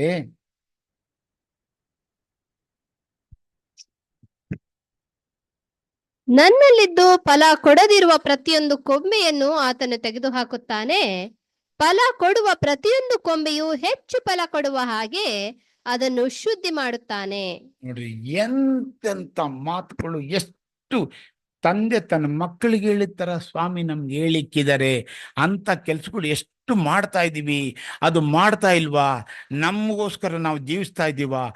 ದೇವ್ರಿಗೋಸ್ಕರ ಜೀವಿಸ್ತೀನಿ, ಹೊಸ ಸೃಷ್ಟಿ ಆಗ್ತೀನಿ, ಇನ್ನು ನಾನಲ್ಲ ಬದುಕೋದು, ನನ್ನೊಳಗಡೆ ಯೇಸು ಬದುಕ್ತಾನೆ, ನಾನು ಬದುಕಿದ್ರು ಸತ್ರು ದೇವ್ರಿಗೋಸ್ಕರ ಬದುಕ್ತೀನಿ, ದೇವ್ರ ಕೆಲಸ ಮಾಡ್ತೀನಿ ಅನ್ಬಿಟ್ಟು ಏನೇನ್ ಮಾಡ್ತಾ ಇದ್ದೀವಿ ಅಂತ ನಮ್ಮನ್ನ ನಾವೇ ಪರೀಕ್ಷೆ ಮಾಡ್ಕೊಳ್ಬೇಕಿದ್ರಿ. ಮರ ಒಳ್ಳೇದಾದ್ರೆ ಒಳ್ಳೆ ಫಲ ಕೊಡ್ತಿದೆ, ಮರ ಕೆಟ್ಟದಾದ್ರೆ ಉಳುಕು ಮರ ಫಲ ಕೊಡ್ತಿದೆ. ಆ ಮರದಿಂದನೇ ಆ ಫಲಗಳ ಗುಣ ಗೊತ್ತಾಗುತ್ತಂತೆ. ಏನ್ರಿ ಬರ್ದಿಟ್ಟಿದ್ದಾರೆ ಸ್ವಾಮಿ! ಈ ತರ ಯಾವಾಗಿಂತ ದೇವ್ರ ಚಿತ್ತನ ಮಾಡ್ತೀವೋ ಅಂತವ್ರಿಗೆ ಯೇಸು ಸ್ವಾಮಿ ಹೇಳ್ತಾರೆ ಮತ್ತಾಯ 12:50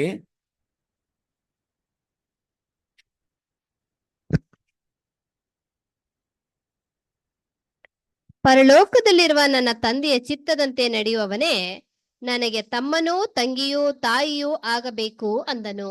ಆ ಚಿತ್ತದ ಪ್ರಕಾರ ನಡೆಯೋದು ಏನಂದ್ರೆ, ಇವತ್ತು ಹೇಳಿರೋ ಪಾಠಗಳನ್ನ ಬರ್ಕೊಂಡು ಓದ್ಕೊಂಡು ಅಂತ ರೀತಿಲಿ ಯಾರು ನಡೀತಾರೋ ಅದು ದೇವ್ರ ಚಿತ್ತ ಆಗಿರ್ತದೆ. ಅಂತ ದೇವ್ರ ಚಿತ್ತದ ಪ್ರಕಾರ ನಡೆಯೋರ್ನ ಸ್ವಾಮಿ ಲೈಕ್ ಮಾಡ್ತಾರೆ, ತಂದೆಯ ದೇವ್ರು ಪ್ರೀತಿಸ್ತಾರೆ.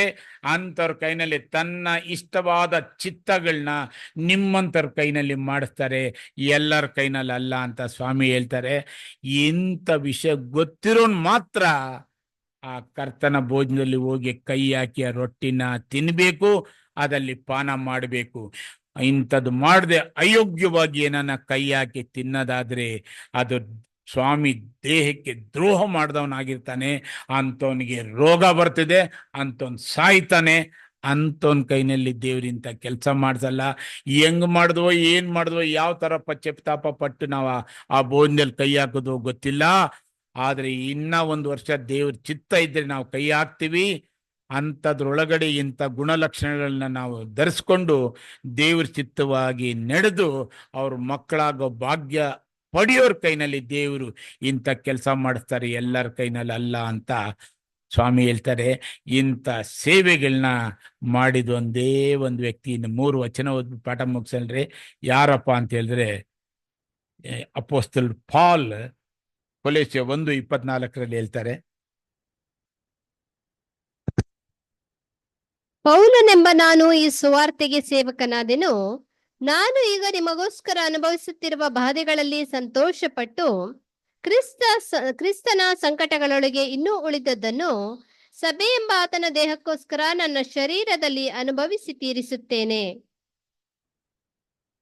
ಏನಮ್ಮ ಮಾತು! ಅವ್ರು ಎಂತ ಒಂದು ಗಮಾಲ್ಯ ಪಾದಪೀಠದಲ್ಲಿ ಕುತ್ಕೊಂಡು ಕಲ್ತ್ಕೊಂಡಿದ್ದಂಥ ವ್ಯಕ್ತಿ, ಎಂಥ ಪೋಸ್ಟಲ್ಲಿದ್ದವರು ಅದ ಕಸ ಅಂತ ಬಿಸಾಕ್ಬಿಟ್ಟು ನಿಮಗೋಸ್ಕರ ನನ್ನ ದೇಹದಲ್ಲಿ ನಾನು ಅನುಭವಿಸಿ ತೀರಿಸ್ತೀನಿ ಅಂತ ಬಂದು ಈ ಸೇವೆ ಮಾಡಿದ್ರಲ್ಲ, ಅಂಥವ್ರನ್ನ ನಾವು ಓದ್ತಾ ಇದ್ದೀವಲ್ಲ, ಅಂಥವ್ರು ಏನೇನು ಮಾಡಿದ್ರು ಅಂತ ಕೇಳಿಸ್ಕೊತಾ ಇದ್ದೀವಲ್ಲ. ಇವತ್ತು ನೀವು ನಾವು ಅಲ್ಲಿ ಹೋಗಿ ಸೇರ್ಬೇಕಂದ್ರೆ ಅದೇ ಹೋರಾಟ ನಮಗಿದೆ. ನಾವು ಮಾಡ್ತಾ ಇದ್ದೀವಾ? ಸೇರ್ತೀವಿ. ಮಾಡ್ತಾ ಇಲ್ವಾ? ಕಡದು ಬಿಸಾಕ್ತಾರೆ, ಬೆಂಕಿಯಲ್ಲಿ ಹಾಕ್ತಾರೆ. ಇವೆರಡು ನಮ್ಮ ಮುಂದೆ ಆಶೀರ್ವಾದ ಶಾಪ ಹಾಕಿದ್ದಾರೆ. ನಮ್ಮ ಅನುಭವಕ್ಕೆ ಬರಬೇಕು. ಇಂಥ ತಿಳ್ಕೊಂಡವ್ರಿಗೆ ಸ್ವಾಮಿ ಹೇಳ್ತಾರೆ, ಲೂಕ 22ನೇ ಅಧ್ಯಾಯ 19ನೇ ವಚನದಲ್ಲಿ,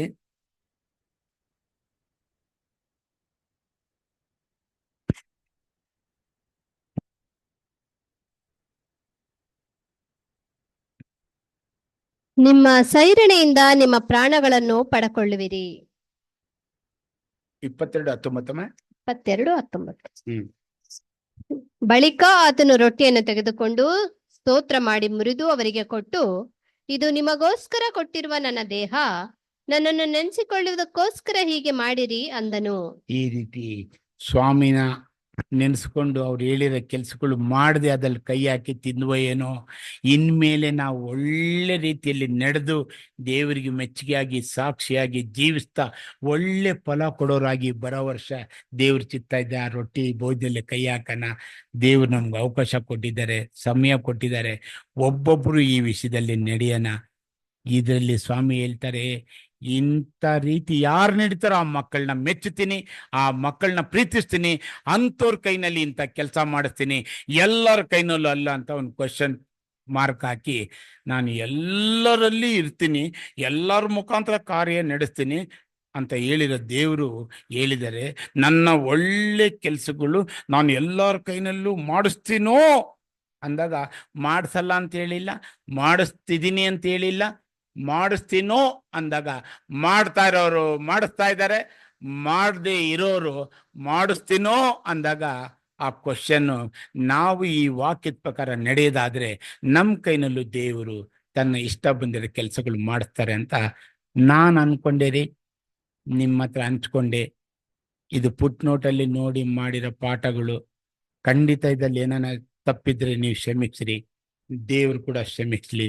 ದೇವ್ರಿ ವಾಕ್ಯನ ಆಶೀರ್ವದಿಸ್ಲಿ. ಆಮೇನ್.